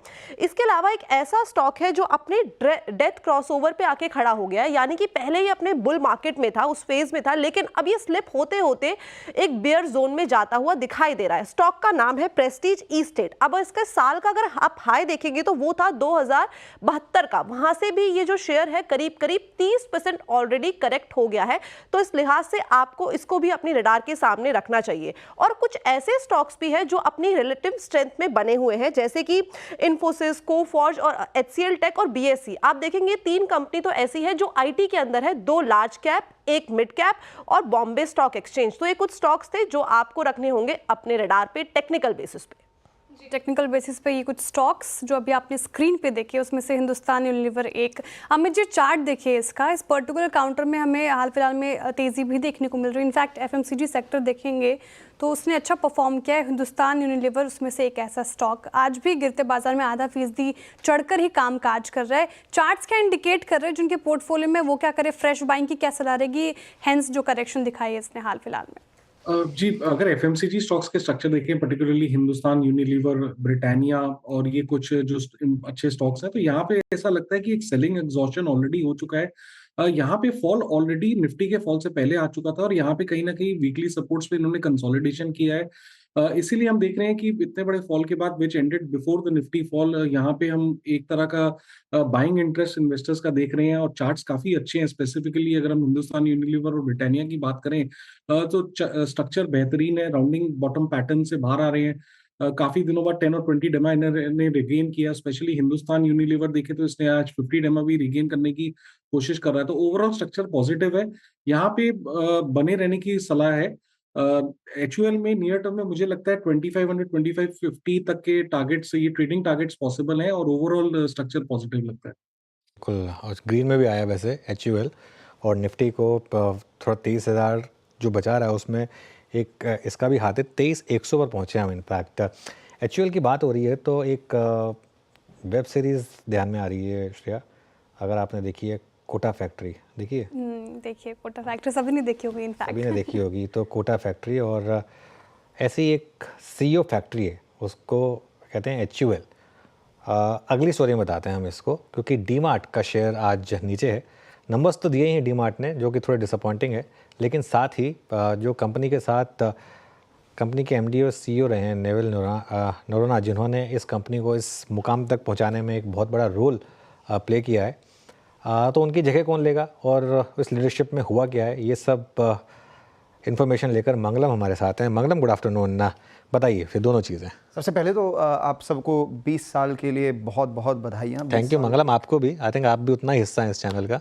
बिल्कुल, तो हम सबको बधाइयाँ। 20 साल मैं एम्फेसाइज इसलिए कर रहा हूँ क्योंकि 20 साल एक दौर होता है और यही दौर है जो नेविल नरोरा ने डीमार्ट में पूरा किया। 20 साल का जो दौर है, तो तिमाही के रिजल्ट्स के साथ जो मैनेजमेंट चेंज आया तो एक नेगेटिव सरप्राइज पहुंच गया, क्योंकि 20 साल तक कंपनी में रहने के बाद 31 जनवरी 2026 से एमडी और सीईओ का पद नेविल छोड़ेंगे। अगर आप नेविल की जर्नी देखें, उन्होंने डीमार्ट 2004 में ज्वाइन किया था जब कंपनी के सिर्फ 5 स्टोर थे, महज 5 स्टोर। उससे उन्होंने ग्रो किया कंपनी को 380 स्टोर पे और एनुअल रेवेन्यू 50,000 करोड़ तक। तो एक जो इंडिया का सबसे बड़ा सुपरमार्केट बनाया है डीमार्ट को, और साथ ही में एक सक्सेसफुल आईपीओ भी। अभी की अंडर परफॉर्मेंस को अगर आप नज़रअंदाज कर दें या गिन भी लें, फिर भी आईपीओ से डीमार्ट ने 12 टाइम रिटर्न दिया है शेयर होल्डर्स को, और उसके एक बेनिफिशियरी नेविल भी हैं जिनके पास करीबन 2% स्टेक है कंपनी में। ऑलमोस्ट 5,000 करोड़ की वैल्यू है, और वो नेविल को इस देश के सबसे बड़े और सबसे अमीर प्रोफेशनल सीईओ के लिस्ट में डाल देते हैं। और नेविल यूँ तो मीडिया से बात करते नहीं है, हमारा सौभाग्य रहा है कि उन्होंने 2 बार हमसे बात की है। उन्होंने उसमें से 2 चीज़ें कही थी रिटेल बिजनेस के बारे में, जो मुझे लगता है कि सब कंपनीज देखेंगे। रिटेल डिटेल है, रिटेल रफ्तार है, और रिटेल एंटरप्रेन्योर्स की जो विजन है उसका हिस्सा है। तो बाकी सब कंपनीज किसी एक रिटेल कंपनी को क्लोन नहीं कर सकती। और मई में ही उन्होंने बता दिया था कि क्विक कॉमर्स से रिटेल कंपनीज को थोड़ी सी तकलीफ होगी और पूरे रिटेल कंपनीज के मोड्स थोड़े कम होंगे, और उसकी वजह से थोड़ी सी मार्जिन्स भी थोड़े कम होंगे, और वो सब काफ़ी उन्होंने ऑनेस्टी से सबको बताया था। अब टाइड चेंज हो रहा है। नेविल के जगह कौन आ रहे हैं? अंशुल असावा, जो 30 साल से यूनिलीवर में है और अभी यूनिलीवर थाईलैंड के कंट्री हेड हैं। हिंदुस्तान यूनिलीवर में उन्होंने डिजिटाइजेशन को काफ़ी जोर दिया था। तो हो सकता है डीमार्ट जब डिजिटाइजेशन की तरफ चल रही है डीमार्ट रेडी के सौजन्य से, तो अंशुल उसमें काफ़ी बड़ा एक रोल निभाएंगे। और दोनों नेविल और अंशुल यूनिलीवर से हैं, और ना ही वो दोनों जो हम यूनिलीवर की सीईओ फैक्ट्री की बात कर रहे थे। अभी देखिए कितने सारे कंपनीज के जो लीडर्स हैं वो यूनिलीवर को अपनी यूनिवर्सिटी मानते हैं। अब गोदरेज कंज्यूमर में सुधीर सीतापति हैं, प्रभा नरसिम्हन कोलगेट पामोलिव में है। आप अगर दूसरी कंज्यूमर कंपनीज में भी देखें तो गीतिका मेहता निविया इंडिया की यूनिलीवर की हैं। सुधांशु वत्स जो पिडिलाइट के एमडी डेजिग्नेट हैं वो भी यूनिलीवर के हैं। प्रतीक पोटा वो पहले यूनिलीवर में थे, फिर जुबिलेंट फूडवर्क्स में टर्न अराउंड किया, यूरेका फोर्ब्स में भी है। नेविल खुद डीमार्ट के यूनिलीवर के एलुमनस हैं। और अगर आप ओल्ड गार्ड भी देखें तो वरुण बेरी एक्स यूनिलीवर जो अभी ब्रिटानिया के एमडी हैं, सुरेश नारायणन नेस्ले के एमडी एक्स यूनिलीवर हैं, और सुनील डिसूजा टाटा कंज्यूमर के जो एमडी हैं वो भी एक्स यूनिलीवर हैं। तो यूनिलीवर ज़रूर लीडरशिप फैक्ट्री है। डीमार्ट की लीडरशिप चेंज हो रही है, जिसकी नहीं चेंज हो रही है वो है यूनिलीवर की लीडरशिप फैक्ट्री की जो स्टेटस है वो। बिल्कुल मंगलम, बहुत बहुत शुक्रिया इस डिटेल्ड एनालिसिस के लिए।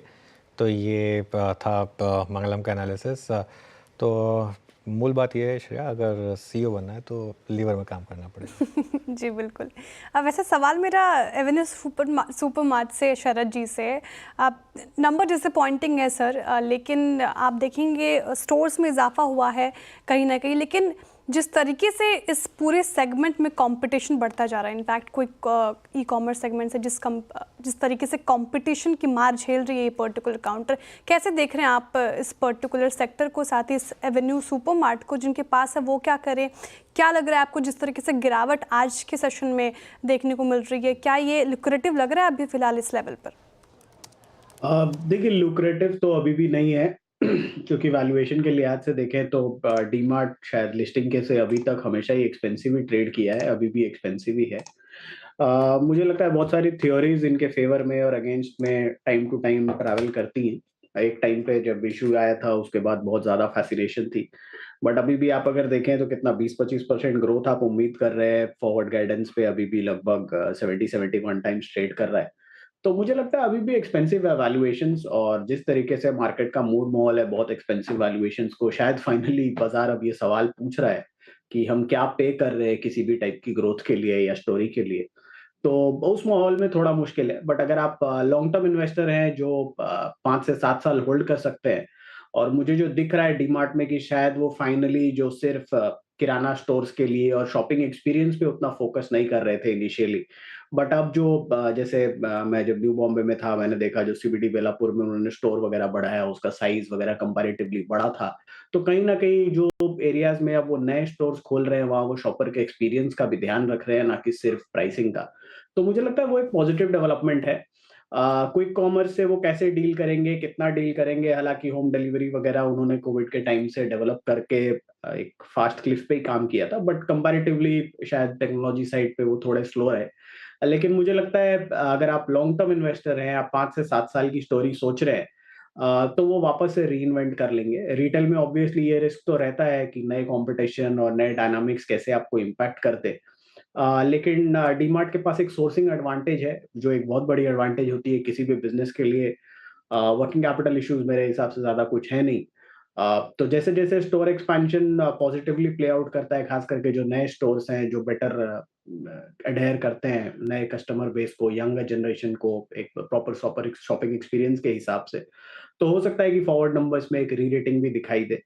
तो अगर आप लॉन्ग टर्म इन्वेस्टर हैं जो अपना नज़रिया 2 साल के बियॉन्ड लेके जा सकते हैं, तो मुझे लगता है आपको होल्ड करके चलना चाहिए, घबराने की ऐसी कोई बात नहीं। लेकिन अगर आपका 1 डेढ़ साल से 2 साल से कम का नज़रिया है, तो मुझे लगता है अभी भी यहाँ से पैसे बनाना शायद थोड़ा-सा मुश्किल हो। ओके, मीनवाइल एक बार लेकर आइए ज़रा आईसीआईसीआई बैंक का टेक्निकल चार्ट। और इसके बाद मैं इसलिए कर रहा हूँ कि एचडीएफसी बैंक तो हमको सबको पता ही है कि काफ़ी तंग कर रहा है, लेकिन इसका अगर आप टेक्निकल चार्ट देखेंगे और इसके 200 डे मूविंग एवरेज पर इसको नोटिस करेंगे, अभी भी 200 डे मूविंग एवरेज से थोड़ा ऊपर ये स्टॉक बस अब 200 डे मूविंग एवरेज को स्ट्राइक करने जा रहा है। एक चीज़ आप नोटिस करिए, इसने पिछले पूरे 1 साल में, और मैं तो अगर इसको एक्सटेंड करूँगा, आई डोंट थिंक पिछले 2-3 साल में कभी भी इसने 200 डे मूविंग एवरेज को ब्रीच किया है। एक ऐसा स्टॉक है जो बैंकिंग यूनिवर्स में सबसे स्ट्रॉन्ग स्टॉक रहा है पिछले कुछ टाइम से, लेकिन अब यहाँ पर भी सेलिंग बढ़ रही है। एचडीएफसी बैंक आज ऑलरेडी 200 डे मूविंग एवरेज के नीचे है, लेकिन आईसीआईसीआई बैंक एक ऐसा स्टॉक है जो इस पूरे दौर में हमेशा अपने 200 डे मूविंग एवरेज को डिफेंड कर रहा है। आप एचडीएफसी बैंक के केस में देखें, कई बार काफ़ी समय तो उसने उसके नीचे ही स्पेंड किया है। आईसीआईसीआई बैंक ने वो नहीं किया, और आज मार्केट को सबसे ज़्यादा परसेंटेज मतलब कॉन्ट्रीब्यूशन वाइज अभी भी शायद एचडीएफसी बैंक ज़्यादा हर्ट कर रहा होगा। एक बार कंट्रीब्यूशन लेकर आइए बैंक निफ्टी का, लेकिन सेंटीमेंट वाइज अगर जिसने ज़्यादा हर्ट किया है इस फेज़ में पिछले 2-3 दिन में, वो आईसीआईसीआई बैंक है। और ख़ासतौर से आज एचडीएफसी बैंक अभी भी 308 पॉइंट, लेकिन आईसीआईसीआई बैंक भी पीछे नहीं है, 257 पॉइंट। हमारे साथ कंप्लीट सर्कल के मैनेजिंग पार्टनर और सीईओ गुरमीत चड्ढा जुड़े हैं, उनसे समझते हैं कि मार्केट के इस करेक्शन में हमें क्या करना है। Gurmeet, good afternoon. सबसे पहले तो सीएनबीसी आवाज़ के 20 साल के जश्न में शामिल होने के लिए शुक्रिया, आप भी उसका इतना ही हिस्सा हैं। और 20 साल में ऐसे फेजेस बहुत रेयरली आते हैं जिसमें मार्केट इस तरीके से इतना पनिशिंग हो जाए। ऐसा क्या हो रहा है इस मार्केट में जो इतनी पेन इन्वेस्टर्स को झेलनी पड़ रही है? अनुज, बहुत बहुत मुबारक आपकी पूरी टीम को प्रीवियस साल 20 सालों के लिए। बहुत बहुत सालों से आपसे आपसे चर्चा करता हूँ, आपको सुनता आया हूँ जब बैंकर हुआ करता था। तो मेरे हिसाब से तो बाजार मौका दे रहा है, इसको सेलिब्रेट करना चाहिए। मैं हमेशा बोलता हूँ कि बड़े करेक्शंस को, बड़े फॉल को हमें सेलिब्रेट करना चाहिए, और तभी प्राइसेस अच्छे मिलते हैं। ये अनुज, ज्यादातर करेक्शन जो रहा है टेक्निकल रहा, क्योंकि आप देखिए जब से ट्रम्प प्रेसिडेंट बने हैं, करीबन 1.25% बॉन्ड यील्ड ऊपर गई है। 3.60 से आज 4.80 लगभग 5 के आसपास जाने वाली है। डॉलर इंडेक्स इतना स्ट्रांग हुआ है, हमारी अपनी अर्निंग्स वीक हुई है। और मैं बार बार बोलता हूँ, क्योंकि ये प्रॉब्लम इंटरनल थी इसलिए बड़ी हो गई। अगर हमारा अर्निंग स्ट्रांग होता तो कहीं ना कहीं अभी एक मार्केट का बेस बन गया होता। तो उसका हमें खामियाजा रूपी में भी देखने को मिल रहा है। और आप देखिए गवर्नमेंट का जो केपेक्स स्पेंडिंग है, वो 11 लाख करोड़ के अगेंस्ट सिर्फ 5 लाख करोड़ हुआ था नवंबर। तो कुछ कुछ चीजें जो है वो मुझे भी थोड़ी हैरानी करने वाली हैं, कि मुझे कभी कभी लगता है ये स्लो डाउन जो है थोड़ा सा कुछ हद तक इंटरनल हमने सेल्फ इम्पोज किया है। तो जैसे जैसे ग्रोथ वापस आएगी, अर्निंग वापस आएगी, बाजार एक बेस बना लेगा। और एक स्टेज के बाद जब पुट चार्ज लेंगे, सारी नेगेटिविटी प्राइस हो रही है। कितना टैरिफ लगेगा, देखिए चाइना का ट्रेड सरप्लस देखिए आप, लगभग $8 ट्रिलियन है लास्ट ईयर। तो मुझे लगता है वहां पे इम्पैक्ट ज्यादा आएगा वर्सेस जो बाकी कंट्रीज है, जैसे इंडिया, जहाँ पे टैरिफ की मार कम पड़ेगी। जैसे जैसे रियलाइजेशन सेटल होगा, आई थिंक बॉन्ड यील्ड भी ईज होगी और डॉलर इंडेक्स भी जो है ईज होगा। और यूएस के इंटरेस्ट में नहीं है, बॉन्ड यील्ड ऊपर है, $36 ट्रिलियन का डेट है, इंटरेस्ट कहाँ से सर्विस करेगी? तो एक कुछ स्टेज पे जब ये रिसीड होना शुरू होगा, आपको बाजार में भी बाउंस बैक देखने को मिलेगा। पर गुरमीत, गुड आफ्टरनून, वीरेंद्र बोल रहा हूँ। बट ये एफआईएस के सेलिंग फिगर्स में नॉर्मेलिटी कब तक आएगी? आई मीन अभी तो वो इस प्राइस पर भी शॉर्ट कर रहे हैं, मतलब रिकॉर्ड शॉर्ट है इंडेक्स पे उनके। अब जिस तरीके से यील्ड बिहेव कर रही हैं, जिस प्रकार से रूपी में डैमेज हुआ है, उनके लिए तो ये दो तरफा तलवार है ये। तो any point of time, any event जो ये इनकी सेलिंग को थाम सकता है, एटलीस्ट थोड़ी सी शॉर्ट कवर करें, एटलीस्ट कैश की सेलिंग थने, क्योंकि जब तक वो इस तरीके की सप्लाई करेंगे, हम बॉटम के बारे में तो सोच भी नहीं सकते। इस लिक्विडिटी का एग्जिट जो हो रहा है, इस पर आपकी राय क्या है? फिर सेकेंडरी मार्केट में बहुत आई थिंक मैंने तो नहीं देखी इतनी सेलिंग, बहुत बहुत सालों बाद देखी है इस क्वांटम की सेलिंग। 3 लाख करोड़ आपने पिछले साल बेचा, जनवरी में ऑलरेडी आप 25,000 करोड़ के आसपास की सेलिंग कर चुके हैं, रूपी पे भी प्रेशर है। मुझे जैसा मैंने कहा, मुझे लगता है कि एक स्टेज पे जब बाजार सब नेगेटिव प्राइसिंग कर लेगा, वहां से जो है रिसीव करेगी, जैसे बॉन्ड यील्ड थोड़ी सी नीचे आएगी, मुझे लगता है उस लेवल पे शायद शॉर्ट कवरिंग हो सकती है। दूसरा, अर्निंग्स अगर इंडिया के अच्छे आते हैं, थोड़ा सा अगर आईटी जो हमारे हेवीवेट्स हैं, कुछ बैंक्स हैं, अगर ये अच्छे नतीजे दे सके, जो इंडेक्स हेवीवेट है, रिलायंस है, तो वहां मुझे लगता है थोड़ा सा आ सकता है। और एक बड़ा ट्रिगर जैसे मैंने बोला वो बजट है, और बहुत इंपॉर्टेंट लगता है क्योंकि ग्रोथ स्लो डाउन हुआ है, और सरकार पे अब ओनस है कि आप देखिए कोई भी बड़े इंफ्रा ऑर्डर्स, डिफेंस ऑर्डर्स नहीं आए हैं। मेरी बहुत कंपनी में बात होती है, डिले हुआ है, कैपेक्स स्पेंडिंग कम है, प्राइवेट कंजम्पशन में थोड़ा सा स्लो डाउन है, और गवर्नमेंट के पास अब स्पेस है क्योंकि उतना फिस्कल स्पेस है कि वो मॉनेटरी और फिस्कल मेजर्स दे सके। तो मुझे लगता है कि बजट एक बड़ा ट्रिगर होगा, पर उसके पहले जब जब यूएस प्रेसिडेंसी स्टार्ट होती है और हमारे रिजल्ट थोड़े से अगर बेहतर आए, वो एक मुझे लगता है टर्निंग पॉइंट हो सकता है। कुछ एक पॉइंट पे आके बॉन्ड यील्ड जो है रिसीड करेगी, वो 5% है कि 4.70 4.80 से वापस आएगी, ये देखने वाली बात। जी गुरमीत जी, गुड आफ्टरनून। श्रेया बात कर रही हूँ। आप हालांकि फैक्टर्स भी बता रहे थे आने वाले समय में क्या क्या पॉजिटिव ट्रिगर्स हो सकते हैं बाजार के लिए, लेकिन जिस तरीके से बिकवाली हावी है, एक ही सवाल सबके जहन में अभी इस वक्त घूम रहा है कि क्या करें आम निवेशक, रिटेलर्स क्या करें। सर, अभी आपने थोड़ी देर पहले मेंशन भी किया था कि ये एक बड़ा मौका हो सकता है, तो क्या अभी ये सेल लगी है, बाजार में खरीदना चाहिए? कौन सा सेक्टर्स अभी आपको अच्छे लग रहे हैं इस लिहाज से? जी बिल्कुल, आप देखिए कुछ कुछ जगह जहाँ पे स्टोरी स्ट्रांग है, स्ट्रक्चरल है, जैसे फाइनेंशियल कैपिटल मार्केट प्ले है, मुझे नहीं लगता इसमें कोई बहुत ज्यादा फर्क पड़ने वाला है। कैम्स है या सीडीएसएल है, अच्छे करेक्शन है कैपिटल मार्केट प्लेस में, वहाँ वहाँ ऐड किया जा सकता है। अनुज ने भी आईसीआईसीआई बैंक की चर्चा की, नतीजे बहुत अच्छे हैं, ठीक है वो 200 डीएमए के पास है, बट अगर आप देखिए लीडिंग स्टॉक रहा है बैंक्स में, क्रेडिट ग्रोथ में, एसेट क्वालिटी में, डिजिटल इनिशिएटिव्स में, वहाँ आप थोड़ा सा डिपिंग कर सकते हैं। हाउसिंग रिलेटेड प्लेस जो है वहाँ पे मुझे लगता है कि और भी अनाउंसमेंट भी आएंगे, और ओवरऑल ग्रोथ लीवर्स अच्छे हैं, पॉलीकैप में अच्छा करेक्शन आया है, और भी जो अच्छे बिल्डिंग मटेरियल स्पेस है उसमें आप ऐड कर सकते हैं। बहुत सारे डिफेंस स्टॉक्स 30-40% करेक्ट हुए हैं, क्योंकि जैसा मैंने बोला, बड़े ऑर्डर्स जो एक्सपेक्ट कर रहे थे वो नहीं आए, इस स्पीड से आने चाहिए थे।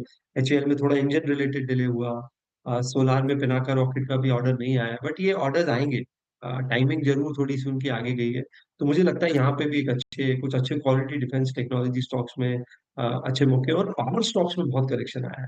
एनटीपीसी में लगभग आप देखिए 400 से 300 के नीचे आ गया है, पावर ग्रिड में करेक्शन है, टाटा पावर लगभग 25% डाउन है। एनर्जी की ना तो डिमांड कम होने वाली है, ना ट्रांसमिशन केपेक्स में कोई वो होने वाला है, तो मुझे लगता है काफी जगह प्राइसेस जो है रैशनलाइज हुए हैं, और आप थोड़ा स्टैगर करके यहाँ से लेके बजट तक आप थोड़ा स्टैगर कर सकते हैं। बिल्कुल। गुरमीत, कई स्टॉक्स को देखकर अब लग रहा है कि ये निफ्टी के ही स्टॉक्स हैं ना, जिस तरीके से गिर रहे हैं ये, और लगातार दर बदर गिरते जा रहे हैं जो स्टॉक्स। अब ट्रेंड देखिए, फॉर एग्जांपल आप इस महीने ट्रेंड करीब करीब 13% नीचे, और अपने हाई से अब करीब करीब 25% नीचे। चलिए मान सकता हूँ कि शायद पिछली जो रैली हुई थी वो काफ़ी शायद ओवरडन थी, बट ये फॉल ये क्या बता रही है अब? बाजार अनुज थोड़ा सा कंसर्न है अर्बन कंजम्पशन के स्लो डाउन को लेके, और आप देखिए वो ट्रेंड में करेक्शन नहीं आया है, वो आपको लीडिंग जो कंजम्पशन स्टॉक्स हैं, आप देखिए जोमेटो में करेक्शन आया है कि शायद कॉम्पिटिटिव इंटेंसिटी बढ़ेगी, कुछ हद तक कॉमन कंजम्पशन प्ले है। एयरलाइंस में करेक्शन है, क्योंकि वो भी एक तरीके से ट्रैवल और टूरिज्म का कंजम्पशन प्ले है। इंडिगो में आप देखिए ठीक ठाक करेक्शन आया है, जबकि पिछला क्वार्टर बहुत अच्छा रहा है in terms of load factor, और नए रूट्स चालू किए हैं। तो ये हम अर्बन कंजम्पशन बाजार नेगेटिव न्यूज़ को डिस्काउंट करने की कोशिश कर रहा है कि अर्निंग वीक होगी, कंजम्पशन स्लो डाउन है, कैपेक्स का टारगेट अचीव नहीं होगा, और बाजार में ये खास बात होती है कि वो बैड न्यूज़ को जल्दी फैक्टर इन करता है, गुड न्यूज़ को थोड़ा आराम से करता है। तो आप देखिए, आप उतना नुकसान कर लेंगे 2-4 दिन में शायद जो आपने 6 महीने में कमाया होगा, स्पेशली मिड और स्मॉल कैप स्पेस में। तो वो रैशनलाइजेशन हो रहा है, और मुझे मुझे लगता है कि मेरा एक पर्सनल मानना है बाजार ओवरसोल्ड है, और एक छोटे पॉजिटिव ट्रिगर की देर है, क्योंकि मुझे नहीं लगता कि स्ट्रक्चरली कोई प्रॉब्लम है। हाँ, मैं ये जरूर मानता हूँ, मैं थोड़ा डिसअपॉइंटेड हूँ गवर्नमेंट से in terms of slow down in capex, थोड़ा मैं आरबीआई से डिसअपॉइंटेड हूँ इंटरेस्ट रेट्स काफी टाइट रखे, लिक्विडिटी काफी टाइट रखी, जरूरत से ज्यादा टाइट रखे हमने, कुछ हद तक ये स्लो डाउन सेल्फ इम्पोज्ड है। तो अगर हम कुछ मेजर्स लेंगे तो ये इजीली रिवर्स हो सकता है। अच्छा गुरमीत, ऑल्दो मेरा प्रश्न जो है वो भी अभी मैं सिर्फ कयास लगा रहा हूँ, आप क्वाइट पॉसिबल कि आप तो नंबर्स पे एक फैसला लेंगे। ये जो Berger paints, Asian paints and look at the price difference in astral, हालांकि आपका जो सबसे फेवरेट है इस स्पेस में पॉलीकैब है, मगर मैं एस्ट्रल की ही मेजरमेंट करूँ ना गुरमीत, तो ये स्टॉक हायर लेवल से, मतलब आप समझिए प्राइस डैमेज का क्वांटम देखिए, 2500 रुपये का स्टॉक 1470, आई मीन 1030 रुपये उड़ चुका है। ये प्राइस डैमेज कह क्या रहा है और ये कंसिडर करने लायक है क्या फॉर सीरियस बाइंग एफर्ट्स? भाई इसमें भी हम कंस्ट्रक्टिव हैं। हम थोड़ा सा किचन अप्लायंसेस को लेके ज्यादा कंस्ट्रक्टिव हैं क्योंकि थोड़ा सा उसमें वुमेन कंजम्पशन प्ले भी आ जाता है। हमने स्टोक्राफ्ट ऐड किया था पोर्टफोलियो में, उसने काफी अच्छा किया है पिछले एक साल में। और अभी आइकिया ने भी उनको पैनल किया है। वॉलमार्ट में ऑलरेडी पैनल थे कुकिंग वेयर और किचन अप्लायंसेस में। और एक मास एफ्लुएंट प्लेयर है, मार्जिन इंप्रूव हो रहा है, टॉप लाइन बढ़ रही है। और आज की मार्केट में, खराब मार्केट में इतना खराब नहीं किया है जितना बाकी जगह किया है। थोड़ा सा हमने मैं वाटर रिलेटेड प्ले में भी कंस्ट्रक्टिव हूँ। शायद हम थोड़ा सा रूरल कंजम्पशन की तरफ ज्यादा ध्यान दे रहे हैं, जैसे शक्ति पंप से हम अगर हमें करेक्शन मिलता है तो हम उसमें लेंगे। हम वाटर ट्रीटमेंट को लेके भी बुलिश है। एस्ट्रल में मानता हूँ कि प्राइसिंग बहुत बहुत अट्रैक्टिव है, बहुत क्वालिटी कंपनी है, अच्छी फ्रेंचाइज है, वैल्यूएशन सब थोड़े रीजनेबल हो गए हैं। आने वाले समय में इसको भी देख सकते हैं पोर्टफोलियो। गुरमीत जी, रिलायंस पे मेरा सवाल है। एक हालांकि एक डिस्क्लेमर, हमारी पेरेंट कंपनी है, लेकिन आपसे हिदायत चाहूँगी मैं इस पर्टिकुलर काउंटर पे। अपने पीक से ये 23% तक करेक्ट हो चुका है, अभी क्या लग रहा है इसमें क्या करना चाहिए? रिलायंस का एक पैटर्न है, जब भी शेयर ये केपेक्स करता है, डेट बढ़ता है, फ्री कैश फ्लो कम होता है, ये कंसोलिडेट करता है, अंडर परफॉर्म करता है। हालांकि इस बाजार में स्पेशली लास्ट हफ्ते 10 दिन में आप देखिए थोड़ा सा 1250 के आसपास स्टेबल रहा है। मुझे लगता है 3 ट्रिगर है। पहला ट्रिगर जियो का आईपीओ है, जो कि इस साल उम्मीद है कि आना चाहिए। भारती का वैल्यूएशन $110 बिलियन है, तो जियो का 125, 130, $140 बिलियन का वैल्यूएशन आ सकता है, जो पूरे ग्रुप को रिलेट कर सकता है। एनर्जी बिजनेस का मोनेटाइजेशन मुझे लगता है वो भी इस साल आपको देखने को मिलेगा। और थोड़ा सा जो एआई रिलेटेड इंफ्रास्ट्रक्चर बिल्ड कर रहे हैं, उसके रिलेटेड और अनाउंसमेंट इसको रिलेट करेंगे। स्टॉक बहुत बहुत रीजनेबली वैल्यूड है इस प्राइस पे, और यहाँ से अच्छा अपसाइड दे सकता है मीडियम टू लॉन्ग टर्म। अरे गुरमीत जी, बहुत लोग कह रहे हैं कि आज आपके चेहरे पर वो स्माइल और वो खुशी नहीं है क्या? मतलब क्या बहुत ज़्यादा पोर्टफोलियो में पेन है क्या क्लाइंट्स के? नहीं अनुज, यहाँ ठंड बहुत है एक्चुअली। ऐसा कुछ भी नहीं है। हमने आज काफी बाइंग करी है। इनफैक्ट एक बहुत अच्छी चीज जो मैंने बाजार में पहले भी आपसे चर्चा करी है कि डिस्कशन बहुत सारे क्लाइंट्स का ये है कि क्या करना है, ये नहीं कि बाजार में हो क्या रहा है। और ये एक बहुत फंडामेंटल शिफ्ट आया है पिछले 3-4 साल में, जब क्लाइंट पूछते हैं कि अभी वेट करना है कि और डालना है। तो एटलीस्ट जो हमारा सर्कल ऑफ इन्फ्लुएंस है, जो हम 3-4 हजार करोड़ क्लाइंट्स मैनेज करते हैं अनुज, हम तो अच्छे फ्लोज आ रहे हैं। हमने अभी कुछ फंड रेज भी किया है, मैंने आपसे चर्चा की थी। हम तो बिजनेस को लेके बहुत कंस्ट्रक्टिव हैं। हम तो इक्विटी रेज भी कर रहे हैं कंपनी में भी, और क्लाइंट से भी रेज कर रहे हैं इन टर्म्स ऑफ डिप्लॉय। चलिए गुरमीत, बहुत बहुत शुक्रिया। ठंड यहाँ भी है, थोड़ा परेशान मैं भी हूँ। मेरे को भी लगता है कि थोड़ा पैसा होता तो 1-2 म्यूचुअल फंड यहाँ पे और खड़ा कर लेता, है ना। मुझे ये परेशानी हो रही है। खैर बहुत बहुत शुक्रिया, इस कार्यक्रम में आप जुड़े और अपने विचार रखे आपने। अनुज, स्ट्रैटेजी पूछूं आपसे या रहने दूं, या फिर बताइए क्या करना है 23,000? फिर स्ट्रैटेजी पे आता हूँ मैं वैसे, लेकिन वो जो आपने गुरमीत से सवाल के बहाने जो कहा, तो थोड़ा अभी टाइम है उसमें अप्रेजल पीरियड में, तो थोड़ा सा मतलब अभी टाइम लगेगा। नहीं, मेरे ख्याल से अनुज, अब एक मैंने तो एक चीज़ करी है फ्रेंकली स्पीकिंग। इंडेक्स का वीकली एसआईपी जो भी मुझसे पूछता है, मैं तो उस पर थोड़ा सा बहुत अच्छी स्ट्रैटेजी है, बहुत अच्छी स्ट्रैटेजी, बिल्कुल बिल्कुल वो कॉन्फिडेंस, लेकिन उसके लिए चाहिए कि आप उसके बाद उसमें बने रहें और अपना डिसिप्लिन ना तोड़ें। हाँ, 8 महीने देखे नहीं उसे आप, साफ सीधी बात। हाँ हाँ हाँ, गुरमीत कुछ ऐड करना चाह रहे हैं? यूएस में एक कंसेप्ट है अर्ली सैलरी का, कि आप सैलरी के अगेंस्ट जल्दी क्रेडिट ले सकते हैं। जब मार्केट गिरे तो उसको यूज किया जा सकता है। काफी बड़ा स्टार्टअप है वहां पे। माना कि आज जश्न 20 साल का है, लेकिन इतना बड़ा भी नहीं कि मैं एडवांस सैलरी ले लूँ। एनीवे, बहुत बहुत शुक्रिया गुरमीत, आप इस कार्यक्रम में शामिल हुए, सभी सेक्टर्स पर राय रखी आपने। Anuj, finally your comments on index, क्या राय रखते हैं निफ्टी 50 पे? बिल्कुल, देखिए मेरे ख्याल से वीरू स्ट्रैटेजी एक ही है, मार्केट में पैसा शॉर्ट करके बन रहा है। अब उसमें डिपेंड करता है कि आपके पास वो शॉर्ट कहाँ से। मैं बार बार कह रहा हूँ, इस मार्केट में ना कैरी मत करिए, मतलब स्पेशली अगर आप आज शॉर्ट करके कैरी कर रहे हैं उसमें रिस्क है। हाँ, अगर आपके पहले से, फॉर एग्जांपल अगर आप 24,000 से कैरी कर रहे हैं, 23,500 से कैरी कर रहे हैं, तो बने रहिए, ठीक है। लेकिन इस लेवल पर फ्रेश शॉर्टिंग से बचे, मार्केट आपको फिर मौके देगा। अच्छा देखिए, यूएस मार्केट भी एक्सट्रीमली ओवरसोल्ड था, आज हो सकता है थोड़ी रिकवरी यूएस मार्केट में भी आ जाए। हो सकता है कल आपको एक और कुछ नहीं तो 60, 70, 100 पॉइंट का एक अपटिक ही मिल जाए, वो मौके देगा आपको। बाउंस, देखिए बाउंस टिकेगा नहीं, ये चीज़ मान के चलिए, कोई भी बाउंस इस मार्केट में टिकेगा नहीं और शॉर्ट करने का मौका देगा। तो अब उसमें आप ये कहेंगे कि फिर मैं कैरी क्यों ना करूं, वो भी कर सकते हैं आप। स्पेशली जैसे मैं कह रहा हूं, अगर आप काफ़ी टाइम से शॉर्ट हैं तो कोई दिक्कत ही नहीं है। लेकिन इस मार्केट में एक गलती जो ना करें वो है जल्दी लॉन्ग करने की, क्योंकि ये कोई इस सवाल का कोई जवाब नहीं है कि और मार्केट कितना गिर सकता है। जब चल रहा था तो ज़बरदस्त बेहिसाब चल रहा था, ये मार्केट एक बार के लिए अभी जैसा मैं कह रहा हूँ 22,000 का रास्ता ओपन हुआ है यहाँ पर, और उसमें फ्रैंकली बहुत ज़्यादा बचा भी नहीं है, टेक्निकली 4%। तो ओवरसोल्ड है मार्केट, लेकिन और ओवरसोल्ड ये मार्केट हो सकता है, इस चीज़ का ध्यान रखिएगा। चलिए काम करते हैं, अब मैं BTST ट्रेड्स लूँ वीरू, इससे पहले एक बार ज़रा मार्केट का पंचनामा का टीज़र कर लेते हैं, क्योंकि उसके बाद हमें हमारे व्यूअर्स के साथ एक सेलिब्रेशन करना है, शेयर करना है, जो हमारा 20 साल का उसके लिए केक वेक तैयार हो रहा है। तो फटाफट एक बार मार्केट का पंचनामा का टीज़र श्रेया लेकर आइए। श्रेया, बताइए क्या सवाल आया आज? सर, मज़गांव डॉक पे ज़्यादा सवाल है। इनफैक्ट ये आज 8% से ज़्यादा टूटा है, और जिस तरीके से आप बता भी रहे थे कौन कौन से स्टॉक्स अपने पीक से गिरे, उसमें से ये भी एक स्टॉक होगा। क्या करना चाहिए सर, जिस तरीके से करेक्शन देखी जा रही है इसमें?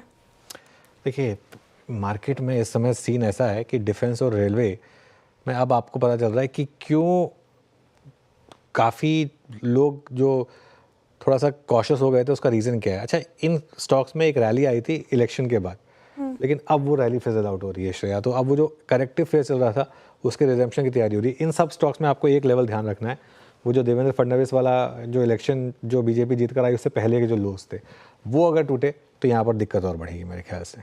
एक और सवाल सर, जोमेटो पे भी आज ज़्यादा पेन देखने को मिला है, 6% से ज़्यादा करेक्ट हो गया ये स्टॉक। मुझे मतलब ज़्यादातर के पोर्टफोलियो में जोमेटो है, ये पोर्टफोलियो वाला स्टॉक, क्या लग रहा है आपको, इसमें क्या करना? बिल्कुल, ऑलमोस्ट सबके पोर्टफोलियो में स्टॉक होगा श्रेया, और काफ़ी पेन है इसमें। इस महीने ही 22% गिरा है करीब करीब। आई थिंक ये तो खैर 3 महीने का चार्ट देख रहे हैं आप, उसमें एक बार पहले रैली भी हुई थी। हाँ, इस महीने देखिए 21-22% ये स्टॉक गिरा है। मेरे ख्याल से ये आपको मौके दे रहा है, ये लोअर लेवल पर, ये और स्विगी दोनों लोअर लेवल पर ऐड करने का, ये मेरे ख्याल से मौके होंगे। चलिए अब एक काम करते हैं, अब BTST STBT ट्रेड लेना शुरू करते हैं। गावा सर, बताइए क्या ट्रेड लेंगे? Good evening to you once again. Stock जो मुझे शॉर्ट करना चाहिए वो है सिप्ला, क्योंकि इसका फ्रेश अपने जो ब्रेकडाउन मिला है अच्छा मिला है। ट्रेड करें 1439 पर सिप्ला, मेरे ख्याल से स्टॉप होना चाहिए 1450 का, करीब 11 रुपए का। अगर नीचे आ जाता है तो पॉसिबल 1400 भी देखने को मिल सकते हैं। तो रिस्क रिवॉर्ड रेशियो बहुत ही अच्छा है, सिप्ला शॉर्ट। यहाँ पे सिप्ला आपकी शॉर्ट कॉल है 1439। और शिल्पा जी, आपका ट्रेड क्या होगा? जी वीरेंद्र जी, मैं सेल के साथ ही कंटिन्यू करूंगी ट्यूब इन्वेस्टमेंट में। वो और नीचे तो आ भी गया है, मुझे लगता है इसमें और वीकनेस है, तो इसी को प्ले आउट करेंगे। इन्वेस्टमेंट प्ले आउट करने की सलाह। अमित जी, आप क्या पिक कर रहे हैं? मैं पिडिलाइट इंडस्ट्रीज को शॉर्ट करूंगा। यहाँ पे इन्वर्टेड फ्लैग का आज ब्रेकडाउन है, गैप के साथ स्टॉक सुबह खुला था और कंटिन्यूअस प्रेशर है, ऑलमोस्ट डेज लो पे है।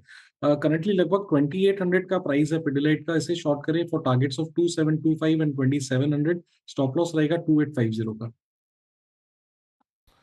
राजेश पालवी जी से बात करते हैं। राजेश जी, आपका ट्रेड क्या रहेगा? तो वीरेन जी, गोदरेज प्रॉपर्टी यहाँ पे काफी वीक लग रहा है। पूरा रियल एस्टेट स्पेस में आज एक इंटेंस सप्लाई प्रेशर देखने को मिला। गोदरेज प्रॉपर्टी फ्यूचर को शॉर्ट करेंगे 2210-2200 तक की डाउनसाइड के टारगेट के लिए। स्टॉप लॉस होगा करीब 2290 के आसपास। ठीक है, गोदरेज प्रॉपर्टीज। राजेश सातपुते जी, आपने क्या पिक कर रहे हैं, BTST STBT? देखिए, मैं STBT करके जाऊंगा। Balkrishna industries is a sell. 2611 पे चल रहा है, तो 2650 का स्टॉप लॉस रखे, थोड़ा सा डीपी रखे और 2650 के स्टॉप लॉस के साथ बालकृष्ण सेल करे। स्टॉप जो टारगेट रहेगा दैट विल बी 2520। तो करंट लेवल से 80 पॉइंट्स का फॉल बालकृष्ण में आना चाहिए। मानस आपका ट्रेड फाइनली? देखिए मेरा ट्रेड भी बिकवाली करने का ट्रेड करना है। एशियन पेंट्स के फ्यूचर में बिकवाली करेंगे, कंसोलिडेशन के बाद फ्रेश ब्रेकडाउन है, तो एशियन पेंट्स का फ्यूचर बेचेंगे, 2276 का स्टॉप लॉस लगाएंगे और 2200 के टारगेट सेट करेंगे।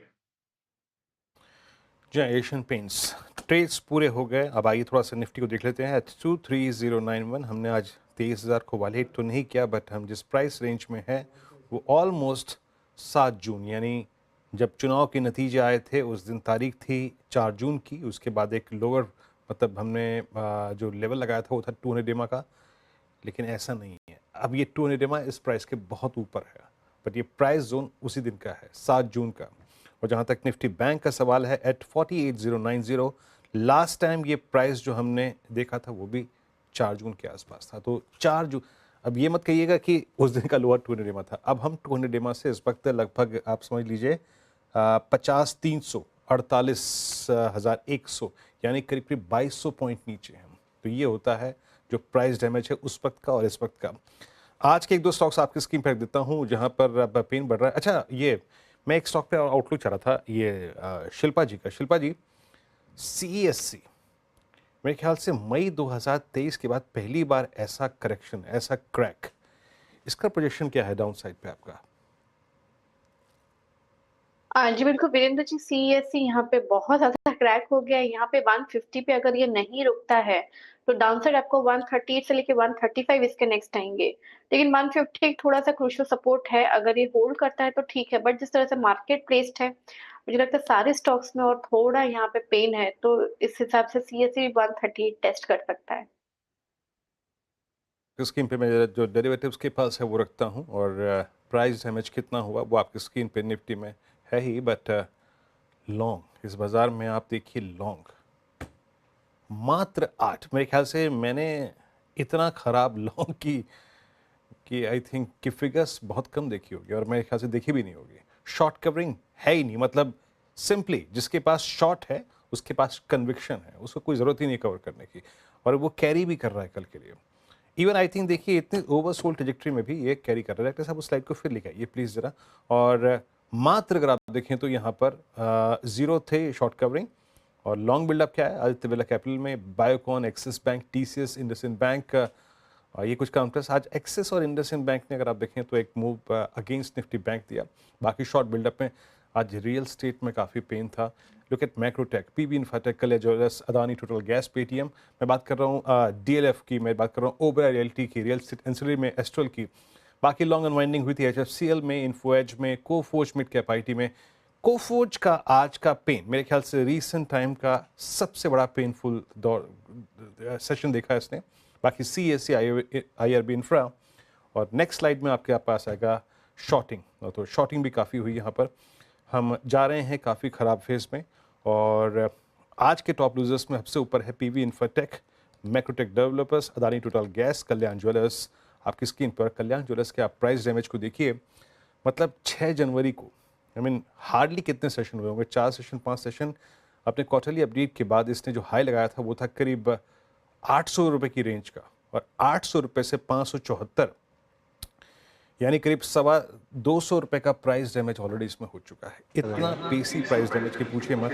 और यार उसको बोला जब टॉस करेगा उसके बाद मेरे ख्याल से पोस्ट अगस्त 2022 इतनी लोअर ट्रेजेक्टरीज में 200 डेमा को वायलेट करके ट्रेड करता हुआ।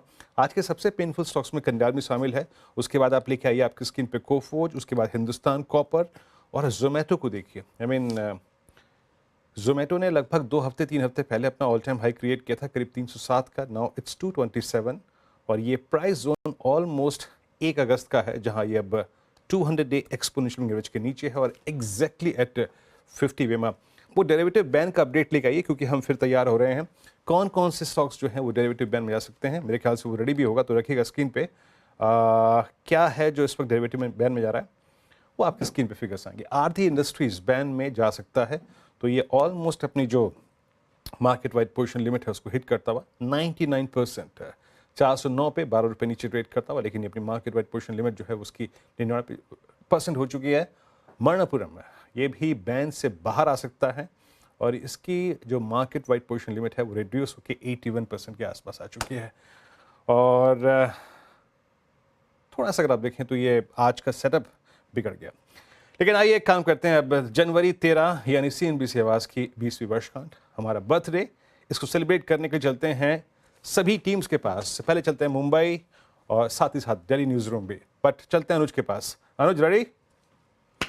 बिल्कुल वीरू, और CNBC आवाज़ के 20 साल। और ठीक है, मैं एक चीज़ बताऊंगा, मैंने तो खैर ये पूरे के पूरे 20 साल यहाँ पर मैं इस नेटवर्क में रहा हूँ और मैंने जब CNBC आवाज़ का जन्म हुआ था तब से लेकर अब तक की ग्रोथ जर्नी को देखा है।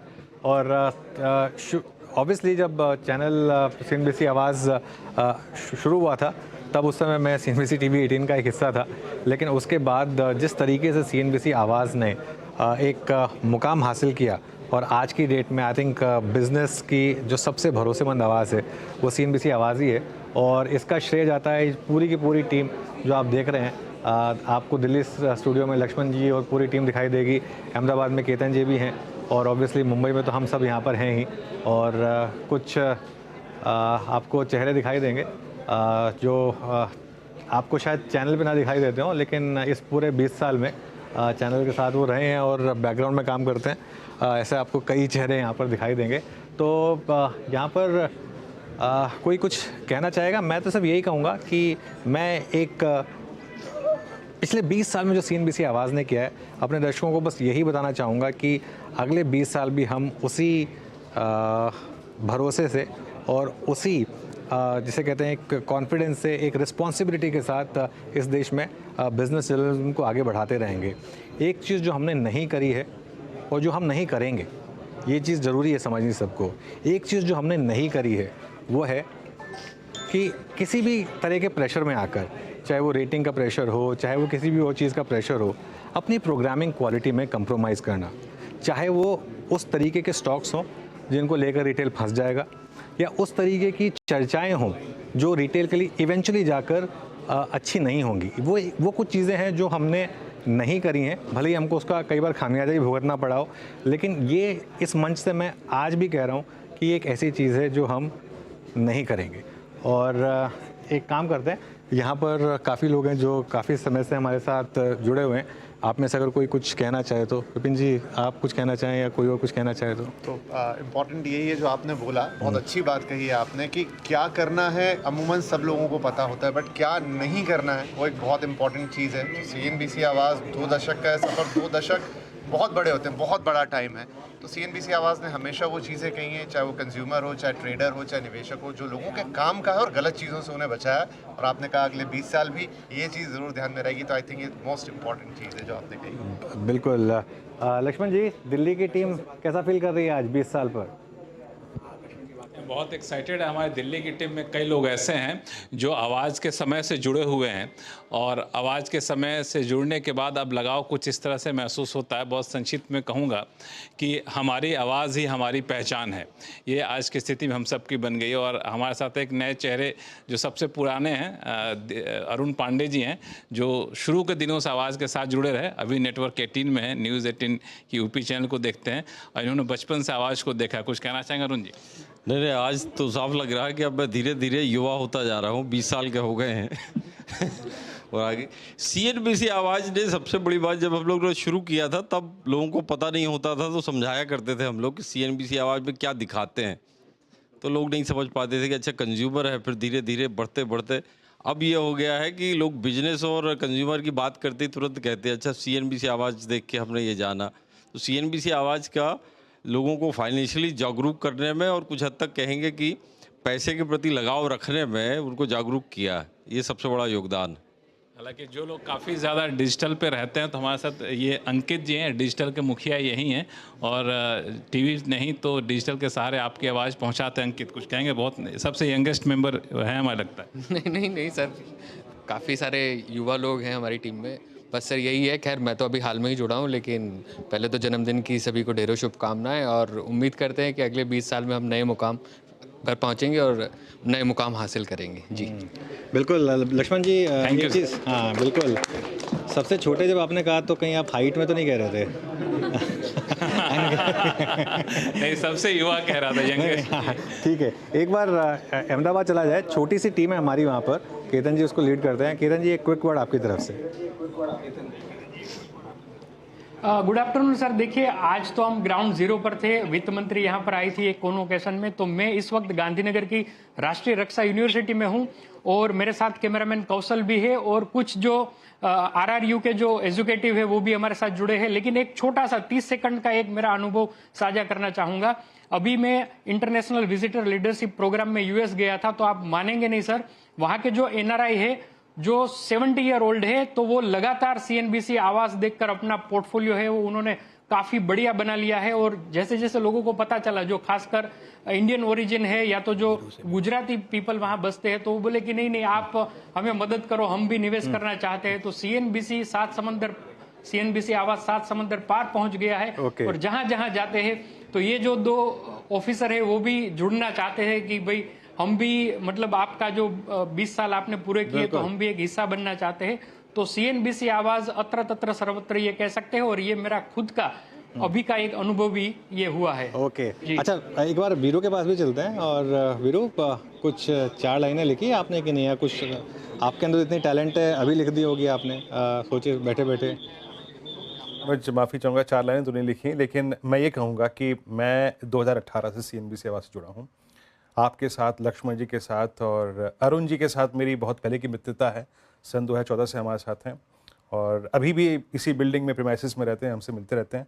मैं बहुत अच्छी तरीके से मैंने बीते 8 साल में काम किया, खुल के अपने विचार रखे, कोई रेस्ट्रिक्शन नहीं विचार रखने की, अच्छा एनालिसिस प्रस्तुत करने की, कोई दबाव नहीं, क्वालिटी ऑफ स्टॉक सिलेक्शन की जो स्टॉक सिलेक्शन बेहद शानदार, खुल के काम करने का जो मज़ा है यहाँ पर इस मंच पे CNBC आवास पे, वाकई अच्छा लगा। और टीम बेहद शानदार, खुल के टीम काम करती है, कोई दबाव नहीं, तो काम करने में मज़ा आया।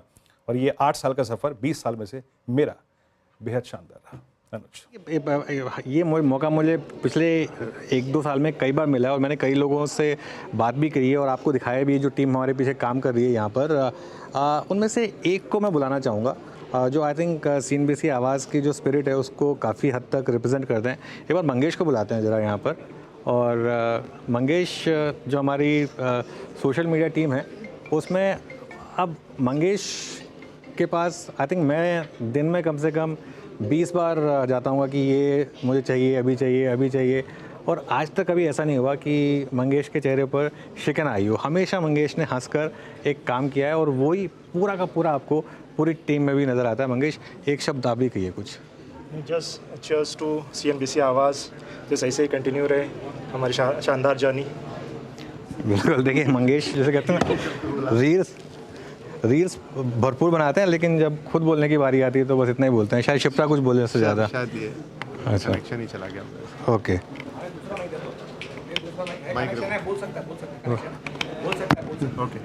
ओके, तो कोई और बोलना चाहेगा सोशल मीडिया टीम से? सर, मैं तो यही बोलना चाहूँगी कि जब भी आपने कहा कि स्पिरिट बना के रखते हैं, बट आई थिंक वो स्पिरिट हमें आपसे मिलती है। जब आप सुबह आते हैं, आप सबसे पहले बोलते हैं कि ओके फाइन, अब मैं रील बनाऊंगा। कितने टाइम आपकी तबीयत भी ठीक नहीं होती है, बट आप फिर भी बोलते हो कि नहीं, आज भी रील बनाऊंगा। तो जो स्पिरिट है वो हमें आपसे मिलती है। और दूसरा यही कहूँगी कि CNBC आवाज़ को सिर्फ इसलिए नहीं जाना जाता कि इतने सारे लोग हैं, चर्चित चेहरे हैं, बट इसलिए भी जाना जाता है इतने सरल तरीके से हम मतलब फाइनेंस जैसी कॉम्प्लेक्स चीज़ को आपको समझाते हैं, वो आई थिंक और कोई नहीं कर सकता। थैंक यू शिप्रा, बहुत जो आपने बात बोली, लेकिन मैं यही कहूँगा कि मुझे एनर्जी पूरी टीम से मिलती है।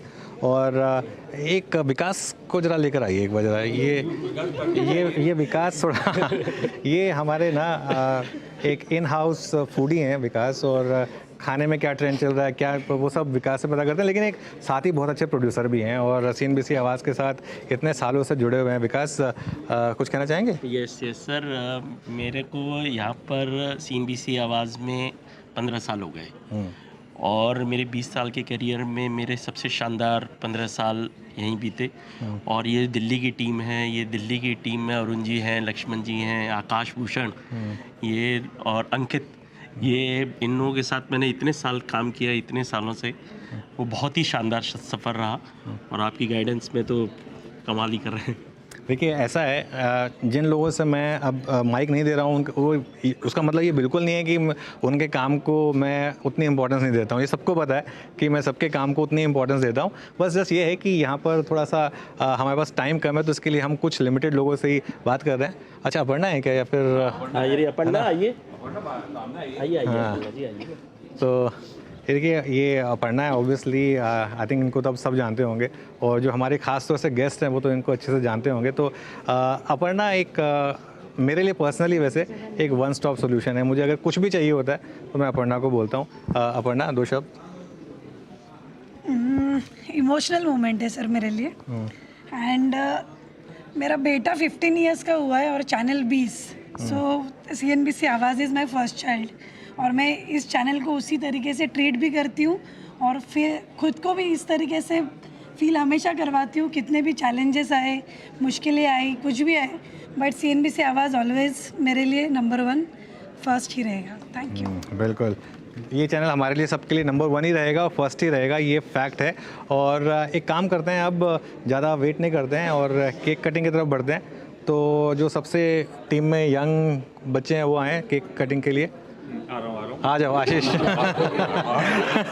चलो। हाँ, अच्छा, हमारी टीम में भी एक बर्थडे है सिद्धेश का, तो उन्हीं से केक कट करा लेते हैं, और साथ में और बाकी सब भी आ जाइए, केक कटिंग करते हैं। चलिए चलो स्टार्ट।